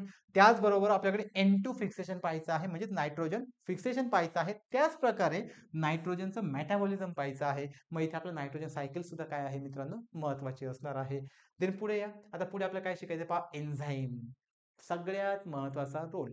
बॉटनीमध्ये जे काही मित्रांनो आपण पाहणार ते पूर्ण रिॲक्शन असणार, and every reaction conducted by enzyme. लक्षात घ्या, एन्झाईम हा असा पार्ट असतो तो रिॲक्शन मध्ये भाग घेत नाही, पण रिॲक्शनला कंडक्ट करतो, रिॲक्शनचा रेट वाढवतो, रिॲक्शनचा स्पीड वाढवतो. सो एकदम इंटरेस्टिंग पॉईंट असणार आहे. त्यालाच हेल्प करणारे काय असणार आहे, पुन्हा कोएन्झाईम असणार आहे. देन आपण काय पाहणार आहोत, एनर्जी ट्रान्सफर पाहणार आहोत, एनर्जी देन कन्झर्वेशन पाहणार आहोत. जे काही आपल्याकडे एनर्जी ट्रान्सफर आहे, जे काही आपल्याकडे एनर्जी कन्झर्वेशन आहे, त्याचा इथे आपण स्टडी करणार आहोत. त्याच प्रकारे आपल्याला काय पाहायचे पहा मित्रांनो, इम्पॉर्टन्स ऑफ सेकंडरी मेटाबॉलाइट्स. आता ऍक्च्युली मेटाबॉलाइट्स काय आहेत, प्रायमरी मेटाबॉलाइट कोणते आहे, सेकंडरी कोणते आपण इथे पाहणार आहे, पण आपल्याला सिलेबसमध्ये सेकंडरी आहे. सो आपण सेकंडरीज पाहूया. देन पुढे काय पाहिजे पहा, pigments. Pigments as a photo receptor. आता लक्षात घ्या, पिगमेंट कशाला म्हणतात, लाईक एज अ क्लोरोफिल, किंवा आपल्या बॉडीमध्ये हिमोग्लोबिन आहे. हिमोग्लोबिनचा रेड कलर आहे, क्लोरोफिलचा कोणता कलर आहे, तर ग्रीन कलर आहे. मग क्लोरोफिल काय करतात, ग्रीन कलरची सनलाईट रिसिव्ह करतात. So it is called as photoreceptor. लक्षात घ्या, रिसेप्टर म्हणजे रिसिव्ह करतात, फोटो मीन्स लाईट, फोटो म्हणजेच काय, लाईट. मग त्याचा आपल्याला इथे मेकॅनिझम पाहायचा आहे. त्याचबरोबर त्या जे काही आपल्याला प्लास्टिसायडल पिगमेंट्स आहेत. आता लक्षात घ्या, जे काही प्लास्टिडियल पिगमेंट आहे. आता प्लास्टिडियल पिगमेंट म्हणजे काय, actually plastid is a plant body किंवा प्लांट सेल ऑर्गॅनल. जो काही प्लांट सेल ऑर्गन त्यातला एक भाग आहे कोणता, प्लास्टिड. त्या प्लास्टिडमध्ये एक भाग असतो लाईक क्लोरोप्लास्ट. मग हे सगळं आपल्याला इथे पाहायचं आहे. त्याचबरोबर इथे आपल्याला अजून काय पाहायचं आहे, फायटोक्रोम काय आहे तेही आपल्याला त्या पॉईंट मध्ये पाहायचं आहे. त्यानंतर पहा काय आहे, द प्लांट मुवमेंट्स. देन आपल्याकडे असणारे फोटो पेरिडिझम काय आहे. देन फ्लावरिंग काय आहे. देन आपल्याकडे वर्नलायझेशन काय आहे. त्याचबरोबर आपल्याकडे सिनेसन्स काय आहे ते आपल्याला पाहायचं आहे. ग्रोथ सबस्टन्सेस पाहायचे आहेत. आता ग्रोथ सबस्टन्सेस मध्ये आपण काही ग्रोथ हार्मोन सुद्धा पाहणार आहे मित्रांनो, की जे ग्रोथ हार्मोन प्लांटच्या वाढीसाठी कसे असतात, महत्वाचे असतात. त्याचबरोबर आपल्याला तिथे असणार केमिकल नेचर. त्या केमिकल नेचरचा रोल काय आहे. केमिकल नेचर म्हणजे तिथे कोणकोणते केमिकल इन्व्हॉल्व आहे, प्रेझेंट आहेत, त्यांचा रोल काय आहे. त्याचबरोबर त्यांचं ऍप्लिकेशन काय आहे इन ॲग्री हॉर्टिकल्चर. आता लक्षात घ्या, हॉर्टिकल्चर आपल्याला माहित आहे, horticulture is a branch of agri. लक्षात घ्या, ॲग्री मीन्स ॲग्रिकल्चरची एक ब्रँच आहे. मग त्यामध्ये यांचा रोल काय आहे, त्यांचं ऍप्लिकेशन काय आहे, ते आपण सगळं पाहणार आहोत. त्याचबरोबर आपल्याला काय पाहिजे पहा, ग्रोथ इंडायसिस. ग्रोथ इंडायसिस काय आहे ते पाहायचं आहे. त्याचबरोबर काय पाहिजे पहा, ग्रोथ मुवमेंट काय आहे. आता ग्रोथ मुवमेंट कशावरती डिपेंड करणार, त्यांच्याकडे असणारा केमिकल नेचरवरती, त्यांचा असणारा रोल, त्यांचा असणारा ऍप्लिकेशन. आपल्याकडे भरपूर लोक शेतकरी असतील मित्रांनो, आपल्याला माहित आहे की आपण शेतामध्ये टॉनिक वापरतो, लाईक जिबरलिक ऍसिड आहे, सायटोकिनिन आहे, ऑक्झिन आहे, किंवा आपल्याकडे ग्रोथ इनहिबिटर पण असतात. लक्षात घ्या, जे ग्रोथ वाढवतात त्यांना आपण ग्रोथ रेग्युलेटर म्हणतो, जे ग्रोथ थांबवतो त्यांना आपण ग्रोथ इनहिबिटर म्हणतो. मग त्यामध्ये आपल्याकडे इथिलीन आहे किंवा ABA आहे, मीन्स ऍब्सिसिक ऍसिड आहेत. हे सगळे आपले काय झाले, केमिकल नेचर झाले. त्यांचा रोल समजून घ्यायचा, त्यांचं ऍप्लिकेशन समजून घ्यायचं, आणि मग त्यांना कुठे वापरायचं, तिथे असणाऱ्या हॉर्टिकल्चरमध्ये वापरायचं. मग मित्रांनो हे सगळं आपण इथे पाहणार आहोत. त्याचबरोबर आपल्याकडे असणारी स्ट्रेस फिजिओलॉजी सुद्धा आपण पाहणार आहोत. मग आता स्ट्रेस काय, तर प्लॅन्टला कोणकोणते स्ट्रेस, स्ट्रेस म्हणजे ताण असतो. मग कशाचा ताण असतो, हीटचा ताण असतो. खूप ऊन पडलं, हीटचा स्ट्रेस आला. खूप पाणी आलं, वॉटर स्ट्रेस झालं. देन खूप सॉइलचं अमाऊंट वाढलं, सॅलिनिटी स्ट्रेस झालं, किंवा काहीतरी मेटल किंवा काहीतरी आयनचं प्रमाण वाढलं तर मेटलचा स्ट्रेस. या चारही कंडिशनमध्ये स्ट्रेस आपण इथे पाहणार आहोत. त्याचप्रमाणे फ्रूट अँड सीड फिजिओलॉजी, म्हणजे आता आपण हॉर्टी पाहतोय ना, so horti means fruit, fruit पाहणार आपण. फ्रूटमध्ये असणाऱ्या सीडची सायकोलॉजी, सॉरी सीडची फिजिओलॉजी पाहणार. जे आपण डॉर्मन्सी पाहणार मित्रांनो. डॉर्मन्सी इंटरेस्टिंग कन्सेप्ट आहे. जसं आपण ते मेल स्टराईल वगैरे थोड्या वेळापूर्वी पाहिलं होतं. त्याच्याच रिगार्डिंग आपली कोणती कन्सेप्ट असणार, डॉर्मन्सी. डॉर्मन्सी म्हणजेच लक्षात घ्या, दोन कन्सेप्ट असतात, टोटीपोटेन्सी आणि डॉर्मन्सी. ह्या दोन कन्सेप्ट आहेत. टोटीपोटेन्सी म्हणजे ग्रोथ ॲपियर होते, डॉर्मन्सी म्हणजे ग्रोथ ॲपियर होत नाही. हे एका पॅसिव्ह कंडिशनमध्ये जातात, एका सुप्त अवस्थेत जातात. त्या कंडिशनला आपण काय म्हणतो, डॉर्मन्सी म्हणतो. सो याचंही आपण पाहणार, एकदम छोटी कन्सेप्ट आहे आणि सिंपल आहे. त्याचबरोबर आपण काय पाहणार आहोत, स्टोरेज अँड जर्मिनेशन. जर्मिनेशन म्हणजे काय, ज्यावेळेस एखाद्या सीड पासून नवीन प्लॅन्ट तयार होण्याची प्रोसेस चालू होते किंवा तो कॅपेबल असतो, देन सच मेकॅनिझम किंवा सच process is called as germination. Germination of seed म्हणजे थोडक्यात तुम्हाला मी सांगतो, की तुम्ही कधी कडधान्य पाहिलं असेल, की आपण त्या कडधान्याला मोड आणतो. मोड आणतो म्हणजेच आपण त्याला काय करतो मित्रांनो, जर्मिनेट करतो. किंवा आपण ज्या शेतामध्ये काहीतरी पेरतो, शेतामध्ये काहीतरी पेरलं की ते उगवतं, म्हणजे आपण त्या सीडचं काय केलं मित्रांनो, तर जर्मिनेशन केलं. आता पुढे पहा काय आहे, फ्रूट रायपनिंग.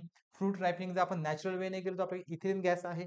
मग आता इथे आपल्याला काय शिकायचं आहे, फ्रूट रायपनिंगची मॉलेक्युलर बेसिसवरती अँड मॅनिप्युलेशनवरती जी काही प्रोसेस आहे किंवा जे काही मेकॅनिझम आहे त्याचा इथे आपल्याला स्टडी करायचा आहे. त्याचबरोबर मित्रांनो, सगळ्यात शेवटचा पॉईंट आपला, पॉईंट नंबर 5 काय पाहायचं आहे पहा, इकॉलॉजी अँड प्लॅन्ट जिओग्राफी. आता लक्षात घ्या, आपण सिलेबस एकदम म्हणजे एकदम बेसिक वेने चाललोय मित्रांनो. जर तुम्ही व्यवस्थित सिलेबस कॉपी पाहिली तुम्हाला कळेल की आयोगाने सिलेबस खूप छान प्रकारे डिझाईन केलेला आहे. त्यासाठी पॉईंट 1 पासून म्हणजे सेल बायोलॉजी पासून तर पॉईंट नंबर 5 म्हणजेच कोणता, आपल्याकडे असणारे ecology. Ecology is it is a part of ecosystem. Ecosystem आणि प्लॅन्ट जिओग्राफी पर्यंत, म्हणजेच आपल्याकडे सेल बायोलॉजी पासून तर एन्व्हायरमेंट पर्यंत काय रोल आहे, एकदम छान प्रकारे आयोगाने डिझाईन केलेला आहे. त्यामुळे तुम्हाला सेल बायोलॉजी समजलं की दुसरा पॉईंट समजतो, दुसरा पॉईंट समजला की तिसरा पॉईंट येतो, तिसरा समजला की चौथा येतो, तर ह्या 4 बेसवरती 5वा पॉईंट समजतो. सो आपल्याला प्रत्येक पॉईंट येणं गरजेचंच आहे. हा सर्व सिलेबस आपल्या डोक्यामध्ये सेव्ह करणं गरजेचंच आहे. मात्र लक्षात घ्या, यामध्ये आपल्याला काय शिकायचं आहे, concept of ecosystem. So what is the ecosystem, actually ecosystem काय आहे, it is a part of environment. लक्षात घ्या मित्रांनो, एक नंबर ऑफ इकोसिस्टीम पासून आपल्याला एन्व्हायरमेंट तयार होतो आणि ह्या इकोसिस्टीम मध्ये आपल्याला वेगवेगळ्या फूड चेन पाहायला मिळतात. म्हणजे फूड चेन आहे, त्या फूड चेन नुसार आपल्याला इकोसिस्टीम काय होताना दिसते, व्हॅरी होताना दिसते. मग तो इथे पार्ट पाहायचा आहे. ऍक्च्युली हा एन्व्हायरमेंटचा पार्ट आहे. हाच पार्ट आपल्याला जो एन्व्हायरमेंट सब्जेक्ट आहे तिथेही आपल्याला पाहायला भेटेल. म्हणजे आपल्याला लक्षात घ्या मित्रांनो, सिलेबस काय झाला, पुन्हा ओव्हरलॅप झाला. पुन्हा हाच सिलेबस आपल्याला प्री एक्झामला सुद्धा पाहायला मिळतो. तुम्ही बऱ्याच वेळा पहा प्रीला वरती इकोसिस्टम वरती प्रीला क्वेश्चन विचारलेले दिसतात, म्हणजे सिलेबस काय झाला, ओव्हरलॅप झाला. म्हणजे लक्षात घ्या, कन्सेप्ट खूप महत्वाची आहे. एकदा की आपली कन्सेप्ट चांगली झाली, ती कन्सेप्ट बॉटनीमध्ये पण चालते, एन्व्हायरमेंटमध्ये पण चालते, इव्हन प्री एक्झामला पण चालते. सो सगळ्यात मस्ट फोकस कशावरती असायला हवं, कन्सेप्टवरती. पुढे काय आहे पहा, इकोलॉजिकल फॅक्टर काय आहेत, देन आपल्याला कन्सेप्ट पाहिजे आहेत, concept and dynamics of community. म्हणजे आपलं हा पण एन्व्हायरमेंटचा रिगार्डिंग पॉईंट आहे. देन काय पाहिजे, plant succession, then concept of biosphere. Actually biosphere familiar आहे, की बायोस्पियरचे कन्सेप्ट काय आहे ते पाहायचंय. हा जो सिलेबस आपण पाहणार आहोत पॉईंट नंबर 5 चा, हा एवढा मोठा नाहीये आणि समजायला खूप सोपा आहे. त्यामुळे हा खूप इंटरेस्टिंग पॉईंट राहणार आहे आपल्यासाठी. त्याचबरोबर इकोसिस्टीम पुन्हा ओव्हरलॅप झाला. ते आपण काय पाहणार, कन्झर्वेशन. सो आपल्याला चांगलं माहिती आहे की आपल्याकडे मित्रांनो बॉटॅनिकल गार्डन आहेत, आपल्याकडे नॅशनल पार्क आहेत. यामध्ये आपण काय करतो, कन्झर्वेशन किंवा वेगवेगळ्या मेथड आहेत. देन आपल्याला काय पाहायचंय, pollution, once again environment. Then काय पाहिजे, वन्स अगेन मी सगळंच एन्व्हायरमेंट आहे, इट्स कंट्रोल. आता हे आपल्याला माहित आहे की पोल्युशन कसं होतं, त्याच्यावरती कंट्रोल मेजर काय आहे. त्याच प्रकारे आपल्याला काय शिकायचं आहे, इन्क्लुडिंग फायटोट्रिम. जे काही आपल्याकडे फायटोरिम्स आहेत, त्या फायटोरिम्स आपल्याला पाहायचे आहेत. त्याचबरोबर आपल्याकडे डायजेशन घ्यायचं आहे. त्यानंतर प्लॅन्ट इंडिकेटर्स घ्यायचं आहे, की प्लॅन्टची ग्रोथ कशी होत गेली, प्लॅन्ट काय काय आपल्याला नोटिफाय करतात, त्याचा आपल्याला इथे स्टडी करायचा आहे. आणि सगळ्यात शेवटी आपल्याला काय पाहायचं आहे, एन्व्हायरमेंट ऍक्ट. लक्षात घ्या मित्रांनो, खूप महत्वाचं, एन्व्हायरमेंट ऍक्ट किंवा एन्व्हायरमेंट प्रोटेक्शन ऍक्ट. का महत्वाचं लक्षात घ्या, 3 सब्जेक्टसाठी. ही जी पूर्ण स्लाइड आहे, या स्लाइडवरचा जो सिलेबस आहे, हा 3 सब्जेक्टसाठी महत्वाचा मित्रांनो. 3 सब्जेक्ट कोणता, तर आपला पेपर 2. लक्षात घ्या, आपला पेपर 2 म्हणजे कुणाचा, तर बॉटनीचा पेपर 2. त्याचबरोबर मित्रांनो, एन्व्हायरमेंट टॉपिक. लक्षात घ्या कोणता टॉपिक, एन्व्हायरमेंट टॉपिक. त्याचबरोबर आपली प्री एक्झाम. लक्षात घ्या ह्या तीन गोष्टींसाठी आपल्याला ही स्लाइड खूप महत्वाची आहे, कारण ह्या तीनही गोष्टींमध्ये हा जो आपला सिलेबस आहे मित्रांनो, हा काय झालेला आहे, ओव्हरलॅप झालेला आहे. लक्षात घ्या काय झालेला आहे, ओव्हरलॅप. म्हणजेच आपण इथे चांगलं वाचलं तर इथे आपलं काम होऊन जाईल, इथे चांगलं वाचलं इथे आपलं काम होऊन जाईल, किंवा इथे वाचलं तर आपलं काम होऊन जाईल. मग इथे आपल्याला काय विचारलं जाऊ शकतं, लाईक एन्व्हायरमेंट प्रोटेक्शन ऍक्ट. आपल्याकडे एन्व्हायरमेंटचे ऍक्ट कोणते आहेत ते लक्षात राहायला हवेत. मग मित्रांनो, आता आपण जे काही डिस्कस केलं ते पूर्ण आपलं काय होतं सिलेबस. आता अजून एक सिलेबस राहिला, तो पण पाहून घ्या. काय आहे पहा, फॉरेस्ट टाइप्स ऑफ इंडिया. हा पण आपला एन्व्हायरमेंटचाच पार्ट आहे. Forest types of India, ecological and economical importance काय आहेत, त्याचबरोबर फॉरेस्टचे. त्याचबरोबर आपल्याकडे अफॉरेस्टेशन काय आहे, डिफॉरेस्टेशन काय आहे, सोशल फॉरेस्ट्री काय आहे, सोप्या कन्सेप्ट आहेत. ते आपल्याकडे एंडेंजर प्लांट काय आहेत, म्हणजे जे प्लांट भविष्यात संपू शकतात किंवा त्यांची व्हरायटी नामशेष होऊ शकते, मग त्यांचा आपल्याला स्टडी करायचा आहे. त्याचबरोबर आपल्याकडे असणारे एंडेमिझम, फॉर एक्झाम्पल आयुसीन. आपण आयुसीएन कॅटेगरी करतो, म्हणजे त्यांचं आपण काय करतो, विभागणी करतो, क्लासिफिकेशन करतो, ते काय आहे ते पाहायचं आहे. देन आपल्याकडे असणारा रेड डेटा बुक्स पाहायचं आहे. रेड डेटा बुक मध्ये आपण पाहतो की कोणती व्हरायटी ही एंडेंजर होत चाललेली आहे, त्याचा आपण इथे स्टडी करणार आहोत. देन बायोडायव्हर्सिटी काय आहे, त्याचबरोबर त्याचं कन्झर्वेशन काय आहे. सिलेबस मित्रांनो, मी हा स्लाइड फास्ट का घेतोय, एन्व्हायरमेंटचा आहे, बेसिक आहे, आपल्याला ह्या गोष्टी माहीत आहेत. आणि ह्या गोष्टी तुम्हाला मी यापूर्वीच्या स्लाइडमध्ये जे सांगितलं तेच रिपीट होणार आहे, त्यामुळे आपण थोडं फास्ट चाललो इथे.